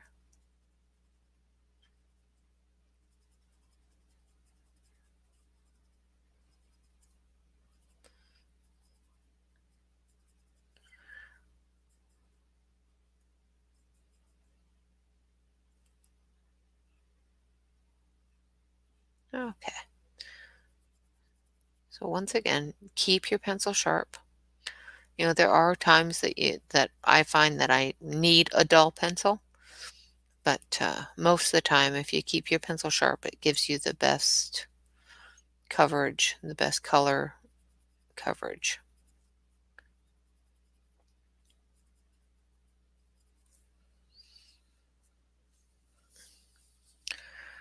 And once again, we're going to go into the shadow areas. This one here has quite a bit of shadow area, which is really nice. And tone down that bright green a little bit.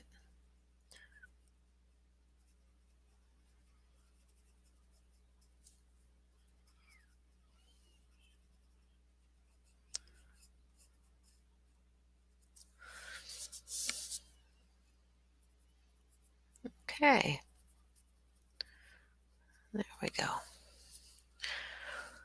All right, so that's our shadow areas there. Now we're going to do our shadow areas here on the plant.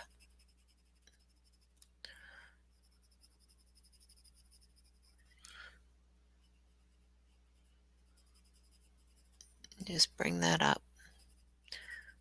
Now do only the really dark areas on your plants with this dark green. We're going to do the lighter areas with a bit of a lighter green.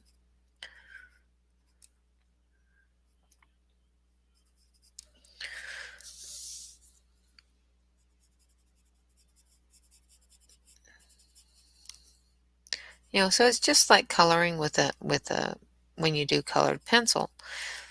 It's just one thing with grayscale that I really enjoy, especially these light grayscales, is it gives you the colors basically. You just choose the color that you want, and you look at the grayscale and go, okay, I need a dark color for there, I need a light color for here, and I need a medium color for here.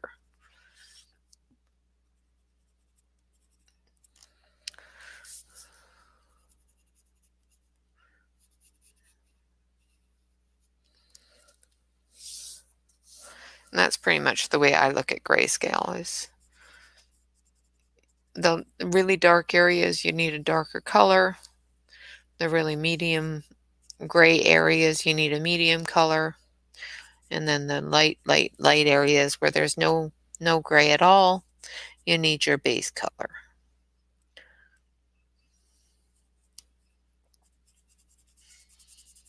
And the absolutely white areas is where your highlights will be. Because you gotta remember, basically all grayscale is something that somebody has already colored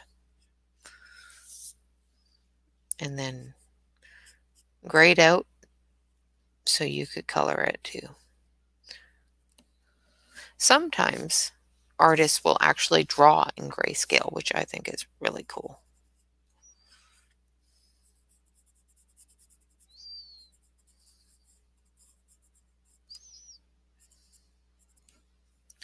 All right, I think that's it for the dark green.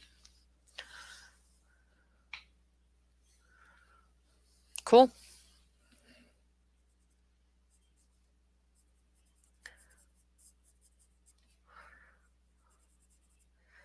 I bought a big set of the cool banks and I ended up sending them back. I have a smaller set of them and they're just wonderful. But for some reason, the set that I got of the larger set of the cool banks were very, very scratchy and had weird things in the colors. Like I had a apricot one that had actual black chunks in it that colored everything with black streaks through it. So I ended up sending them back. The customer service for Coolbank is really good. I sent them back and they contacted me and asked me if I wanted another set, which I wouldn't mind having another set. I just don't want it from that batch because I think there's something in the mixture of the batch that set came from. And she said that when they come out with a new batch, when they do the next run, they will send me an email and let me know and when it hits stores, and I can buy them then. Because I told her even free, it's not worth having because I'm not going to use them. So,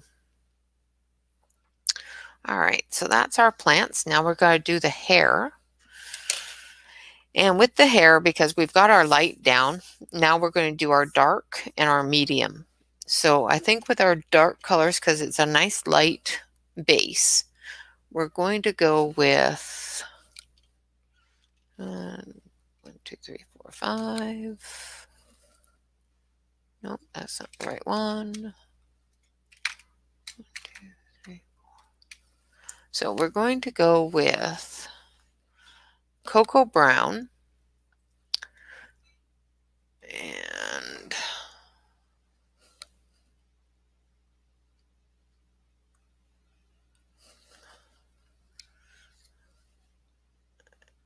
and raw umber. The raw umber is going to be our medium color, and the cocoa brown is going to be our dark color. So just like before, you just go into the dark areas with the darker color and just bring that dark area down into the lighter color. Now, of course, when you're doing a grayscale straight from pencil and no other medium, you always, from my experience, a lot of colorists will tell you to always go from your dark to your light. And the reason for that is because it's a lot easier to blend coming out of the dark into the light. From my experience, that may not be the reason, but from my experience, that's why I do it.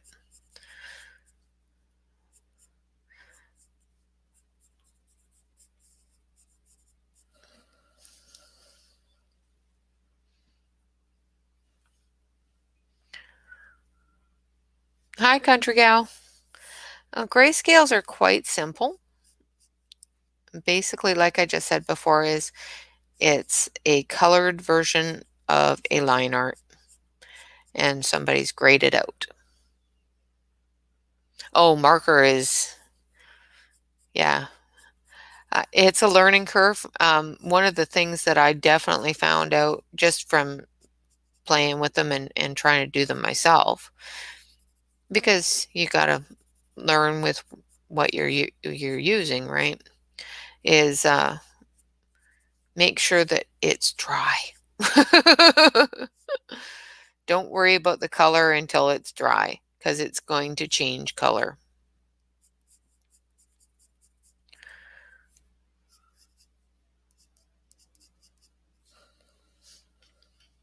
Yeah, I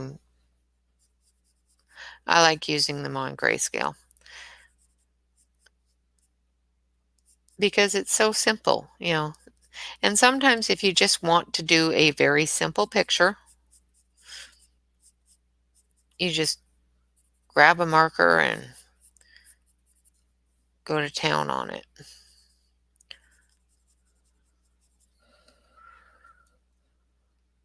Castle arts are nice, yeah. That is actually the next one in my hoard that I'm going to be doing for my show off my hoard coloring. That will probably be next week. I'll be doing the castle arts. The new ones have their name and their number on them. I have an older set and they've only got numbers on them. The newer ones have their name on them too. Yes, Artezas do go down really smooth. The next one that I'm actually going to try to do a speed color with, if I don't mess it up again, is I got a brand new set of Holbein colored pencils that I have swatched. I did the swatch video for those, but I haven't actually colored with them yet. So I think I might do speed color with them.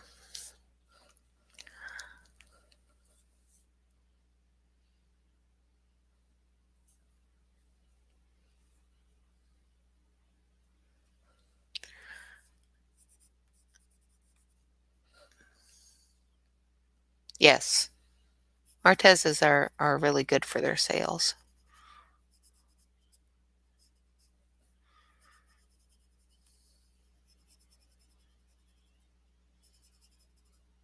Now just remember what I'm doing here, and I'm going to have to sharpen this again because it's almost dull now, is I'm just following the lines, the dark lines in the hair. Excuse my sharpener.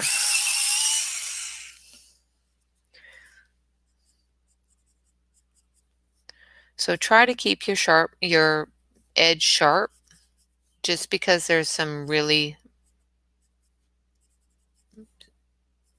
stray lines there, and you don't want to add too much beyond the lines so that you don't lose your highlight.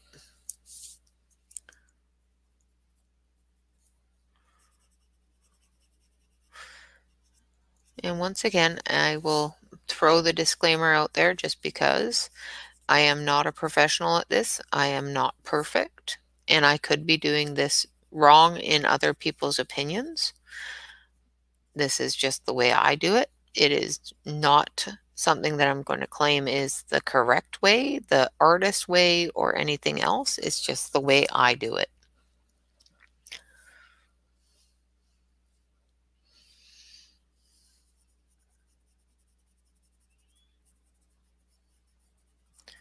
Now, when you get up into these areas where it's really dark, you can go a little bit harder on your pencil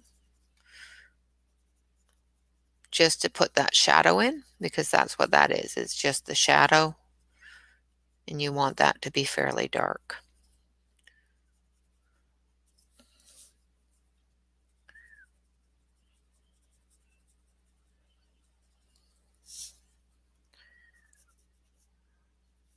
But with these little lines that are dark lines, but they're just small, those are hair lines, and of course you want those to be wispy, because that's what hair is wispy. And that may not be the technical term for it, but that's the term I'm using.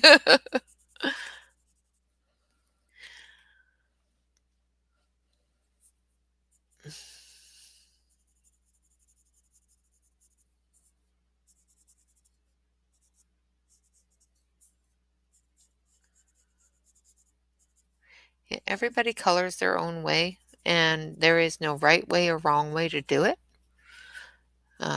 Some people have stronger opinions on that, but as far as I'm concerned, as long as you're enjoying what you're doing and enjoying what it comes out to be, do it. Have fun with it. Enjoy it. It's yours. Do with it the way you want to do it, and have it turn out the way you want it to turn out. Don't worry about what somebody else's looks like compared to yours. As long as you have fun doing it and enjoy it, doesn't matter.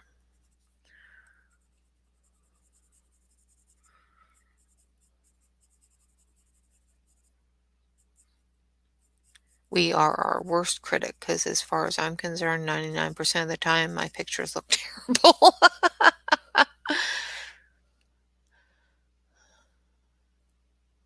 Oh, in the new set of Cool Art, or yeah, Cool Bank, sorry.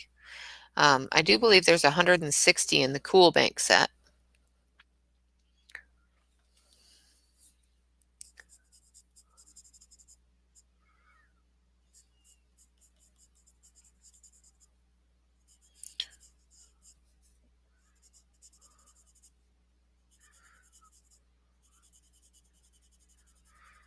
I have a smaller set of their pencils, and I really liked them when I got them. So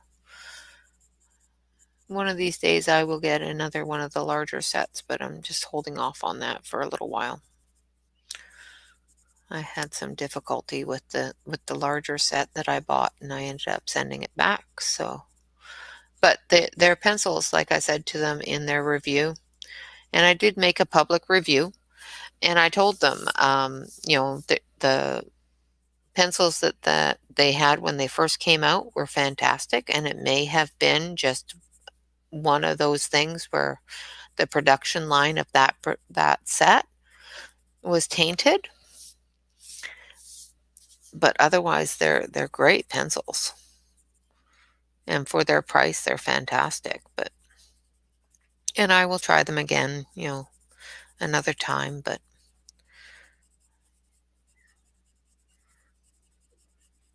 it was just depressing to me. It was sad because I really liked them. Okay, so there's our dark parts of our hair done. Now we're going to go into the medium areas and just tone down some of that dark line. And what we're doing is we're just going over that dark area just a little bit and bringing that color in so that we have a continuous color there. and a light source, a light line. The same with up here. We're just going to add a bit of light to that and bring it down.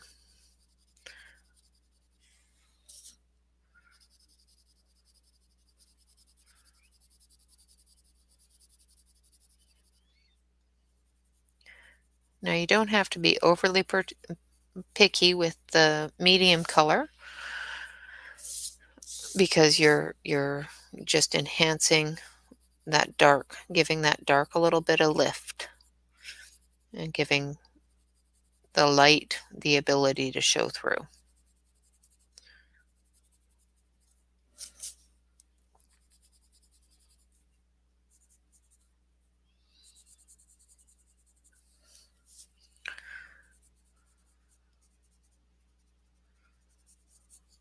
Of course, if there's medium colored lines there, try to follow those lines.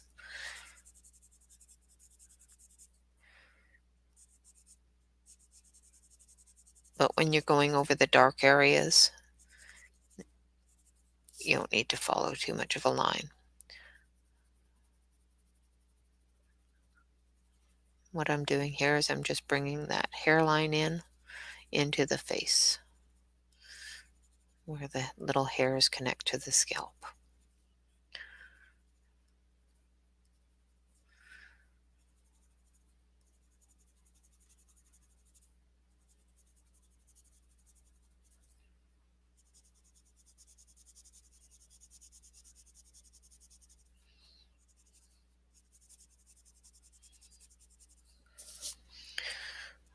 Okay, and then this area here, and this area here.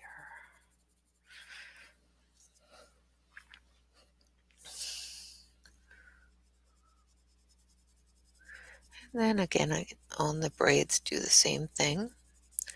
Just make sure that you leave your color, your light source there, your light line there.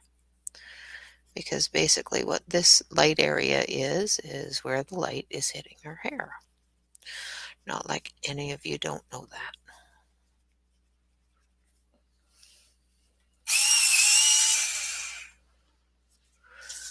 Okay. Sometimes while I'm doing this, it just reverberates in my head because I used to watch Bob Ross a lot growing up because it was so relaxing and he made such pretty pictures. I'm not an artist at all. I can't even draw, but the colors that he would paint with and the pretty pictures he would make, the happy little trees. I just sometimes feel like I'm reflecting that Bob Ross sound.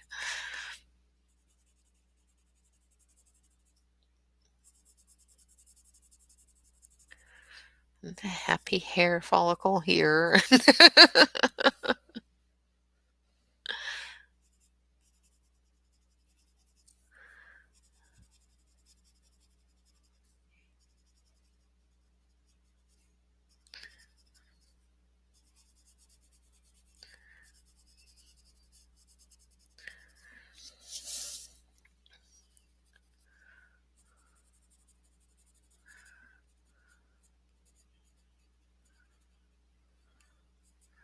Okay. And that is it for the hair. Now we're just going to do a little bit on the eyebrow here and give her a bit of color on her eyebrow. Hi, Zucchini. Well, I hope everybody's enjoying themselves. We're almost to the finish line here. And we've got all the we've got a bit of work to do on the flowers and a bit of work on the bugs, and then we're pretty much done. We're almost done with the work we need to do on the beautiful girl's face. Oh, I really messed up that eyelash, didn't I?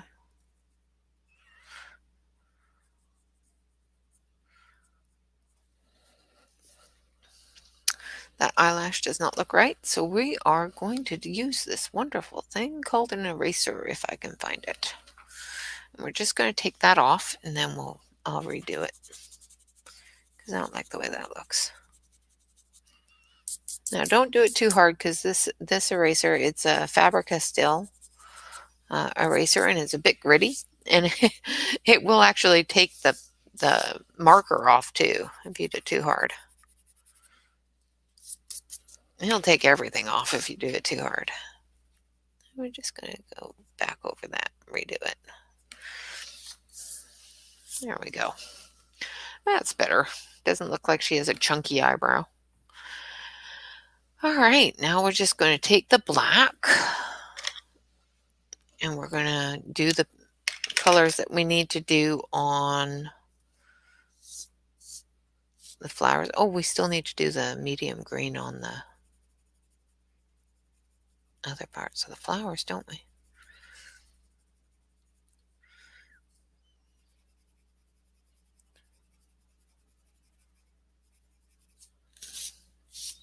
That's the one thing about grayscale, especially if you jump around sometimes. You can end up losing where you're at. So as you've probably noticed on your picture, there's all these little black dooley dad things that come off the center of this flower. Just color those in as you get to them. They won't be too noticeable outside of your own brain, but if you're anything like me, just having those not the right color in my brain just makes me have to redo it. I have to go back and fix it.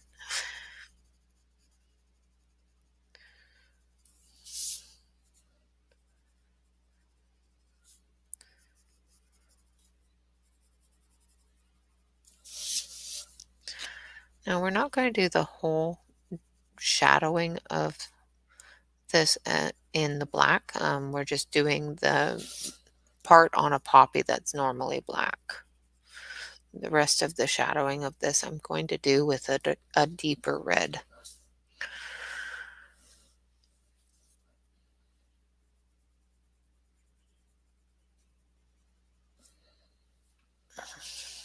Okay.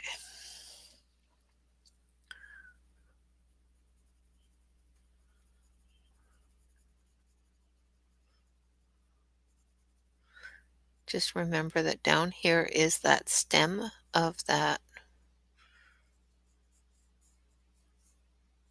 flower center there.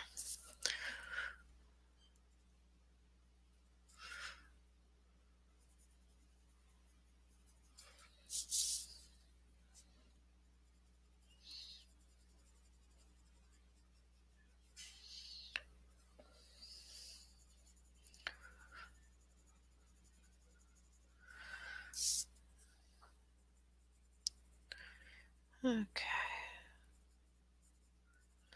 Now, as you can tell, the addition of colored pencil to the marker itself doesn't um, doesn't show the same as colored pencil on colored pencil would show. It does enhance the completed product, where instead of one flat color, you have the dimension of the lines and that sort of thing. Yes, you could do this with marker, and many people do. I just find that it's easier to control with colored pencil.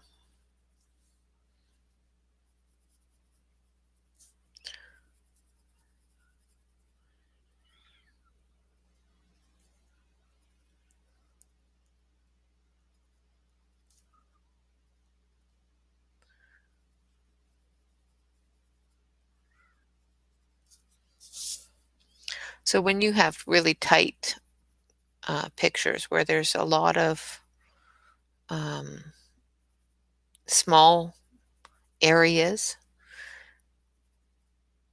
and then a lot of large areas, normally what I will do is I will use a marker for the large areas and then color pencil for the smaller areas, because it, like I said, it is easier to control.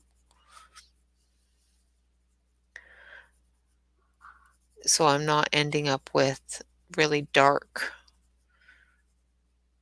or color where I don't want it to be. Okay, so that's our black. We're going to move on to a dark red. I think 1, 2, 3, 4. Yeah, number 4. So I think wine red is the best red for this. We will soon find out. Yes. So as you can see, I'm just filling in those areas that would be dark because there's a shadow. I didn't want to do those in black because I don't want it to look like a black and red flower. But if you use a darker color than your base color, you can use it as a shadow and give it depth and contrast. And that's all we're looking for with it, is just a bit of depth and contrast.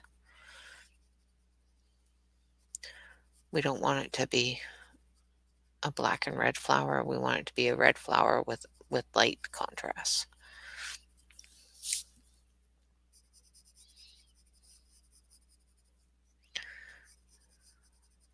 And you could do this easily by using grays and gray tones. I just find that it looks better and it adds more reality to the color. I guess that's probably not the right word for it, but it just gives it a little bit more oomph when you use the same colors, the same color schemes, and you just use a darker color just to bring out some of that light color. And like I said, you can definitely do that with markers. You don't have to do that with pencil.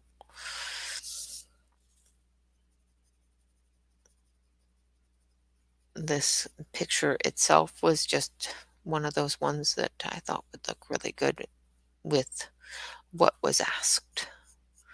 Somebody asked me to do colored pencil and markers, so that's what I'm doing.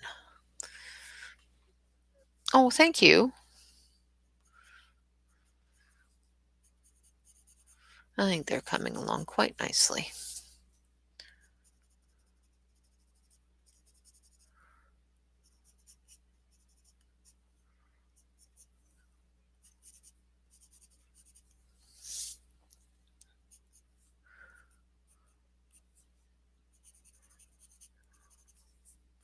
So what I'm doing here is there's little lines in the picture, and I'm just adding a little darkness to those lines just to show the curvature of the flower, because each petal has its own little wave. And then we're going to go in and for these darker areas, color them completely with the darker color.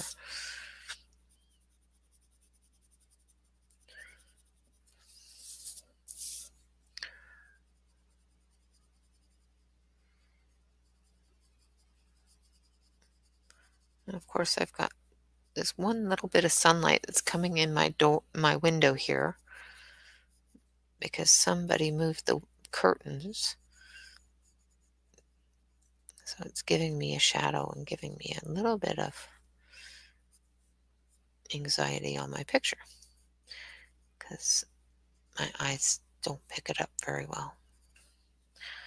Okay, if I sit back, it looks okay. I'm just going to go over this area.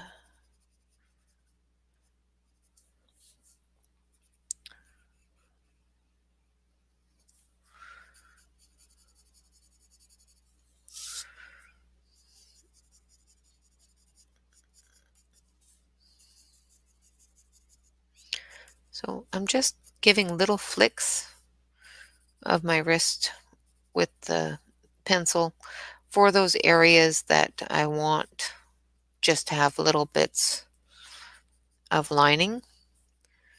The deeper areas here where it looks almost black, we're going to do deep coloring.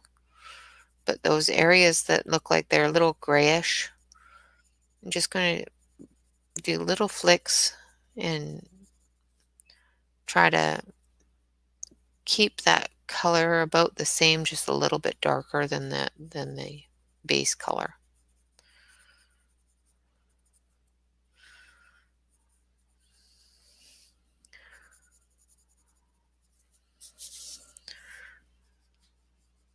Don't forget to give that other petal some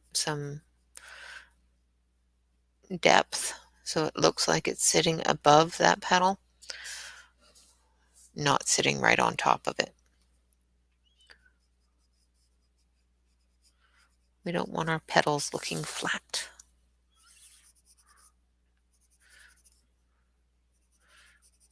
Mother Nature does not make flat petals. Well, I'm sure she does, but if you look at them, they've all got little veins and little curves. I don't think I've actually found one that's completely flat with absolutely no definition, no depth, I guess is the word.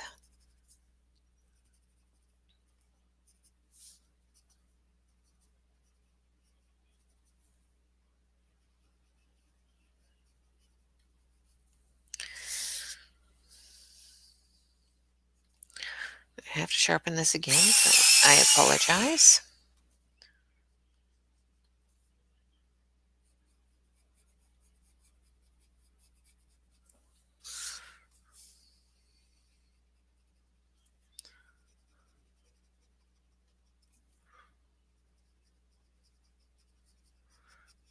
Okay.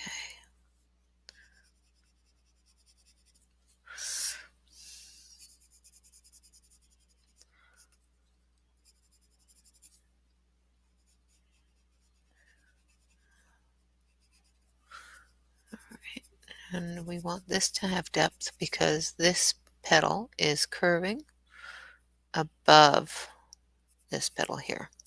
So we've definitely got to give that shadow there a nice deep color, just to show where it's standing up from that petal.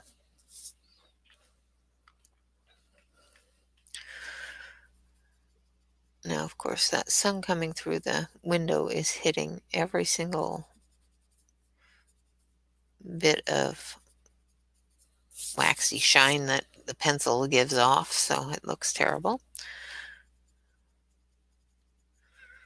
We'll smooth it out here. Hopefully it doesn't look too bad. To me, it looks just fine, but I look at it on the camera and go, ooh, that doesn't look right.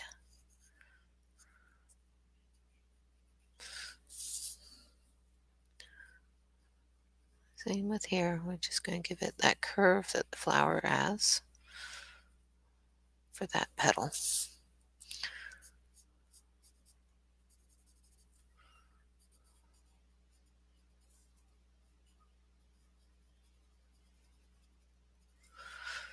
And we're almost all done the flowers here. Got a little bit more work to do on some of the seeds or the buds. And then we've got the 2 bugs to do, and then we're all done. Hopefully it doesn't take too much longer. Most definitely, if any of you have any reasons that you need to get going, thank you so much for joining me. I know it's been a long stream today.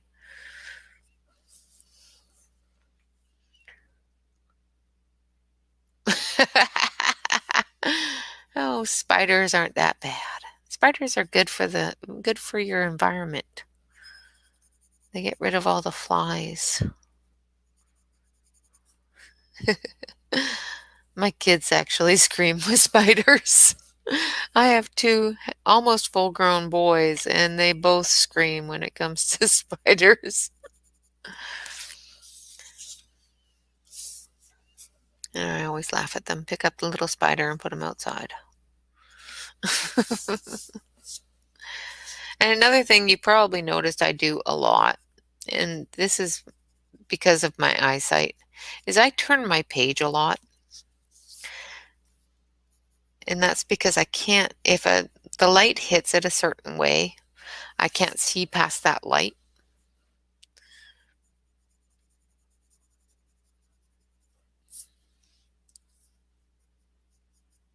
So if I turn the page too much for you and I start making you dizzy, tell me.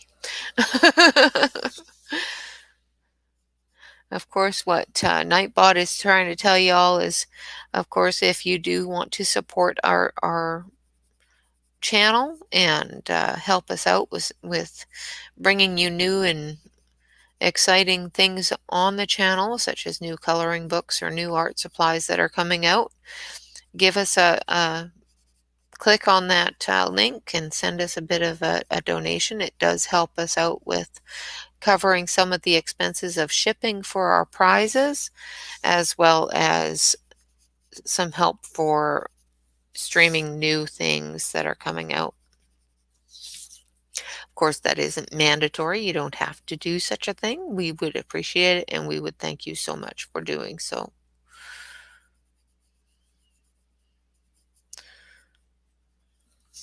All right, we're almost done here on this part. Just gonna bring a little bit more of a oomph to this petal.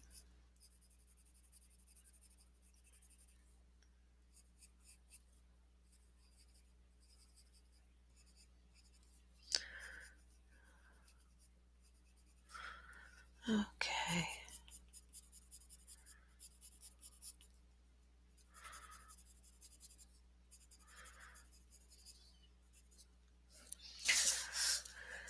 Now this area here, adjust my glasses, sorry.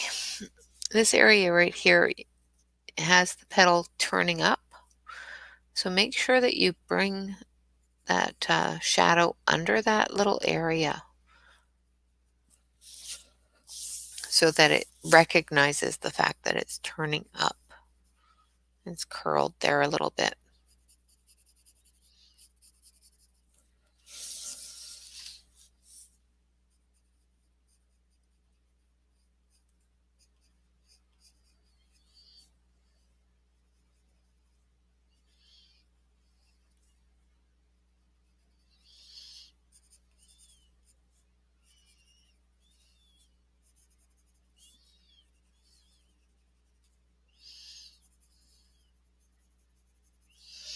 Okay, so that's it for the red flowers, I think.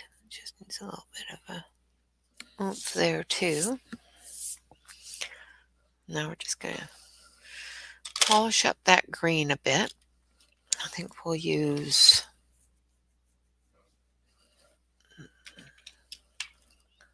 this one here, which is forest green. We're just going to brighten that up a little bit.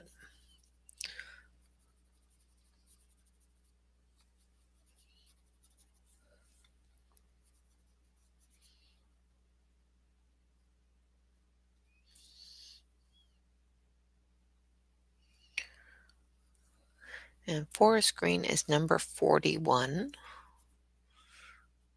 in the Arteza set.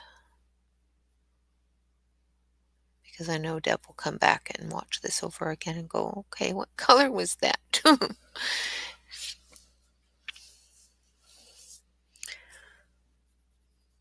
And since she's one of my biggest supporters, I definitely want her to know what colors they are. Thank you so much for joining us, Zucchini Kitty. You have a good day.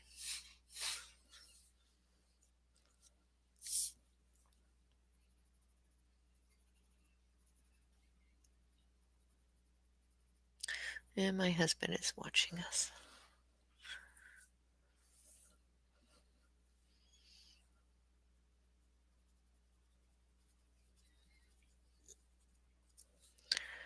Okay, so we're almost all done here. Just going to finish this up, and then we've got the butterfly to do. A little bit on the ladybug. And then this picture will be complete. I'm not going to do a background today, just because we've already gone over by like an hour and a half. Okay. Now we're going to take an orange pencil. Where's my orange? I think it's this one. Orange.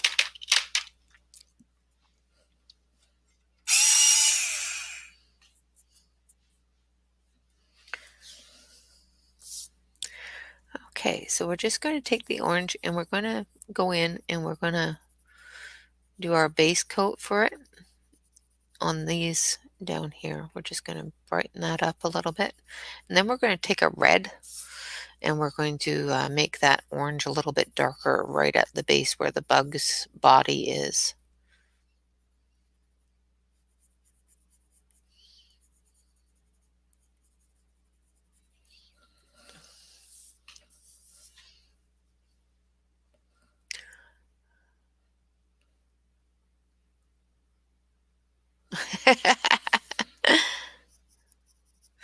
You're a little bit worried about the spider now, aren't you? It's going to get you.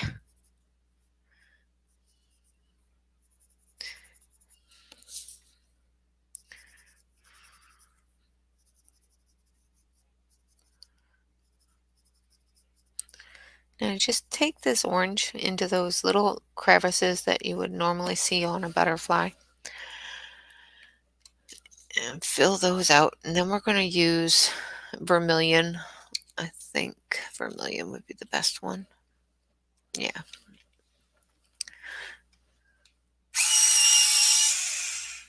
And of course, keep it sharp. And we're just going to bring that darker orange, red orange color to the very base of what you're doing here.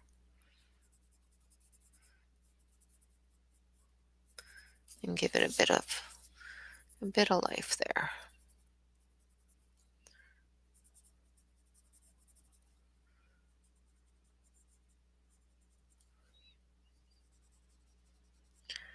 Go over the really darker colors that are in the yellow, not the black areas, but just the darker areas in the yellow with this vermilion over top of your orange, and it will make it stand out really good. The medium areas leave just that light orange, just to give it a little bit of eye catch there, I guess is the non-technical term for it, because yeah, I don't know the technical term for it.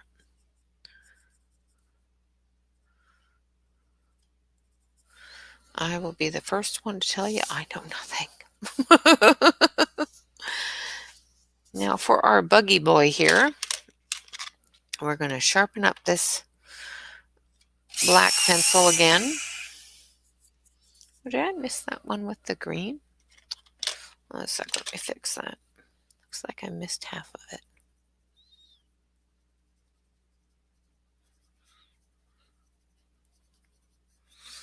There we go. So we're going to take our black, we're going to go around our bug. Give it a little bit of a contrast there.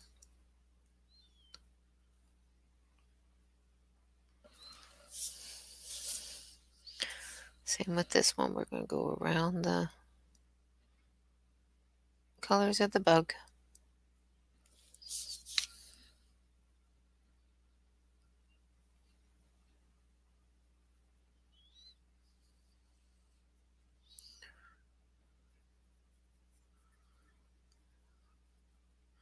Just to give it a bit of a boost in the color.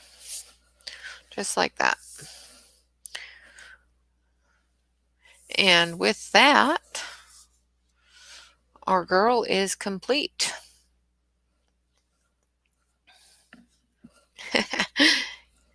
Yeah, I knew what you meant. Having the heebie-jeebies is never good, especially with spiders. And that is our beautiful girl. She is all finished. I hope you guys had a great time coloring with me. I am sorry it took so long. I will post this, of course, to our Facebook group.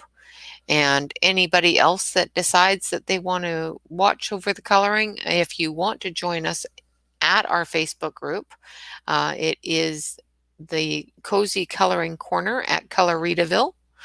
And of course, make sure that you fill out that application form in full. We will not accept it if it's not filled out. And with that, have a great weekend. I thank you all so much for bearing with me and staying with me for this 2.5, well, to over 2.5 hours to finish this girl. You guys all have a great day, a wonderful weekend. Keep coloring and always have fun. All right. Bye-bye for now.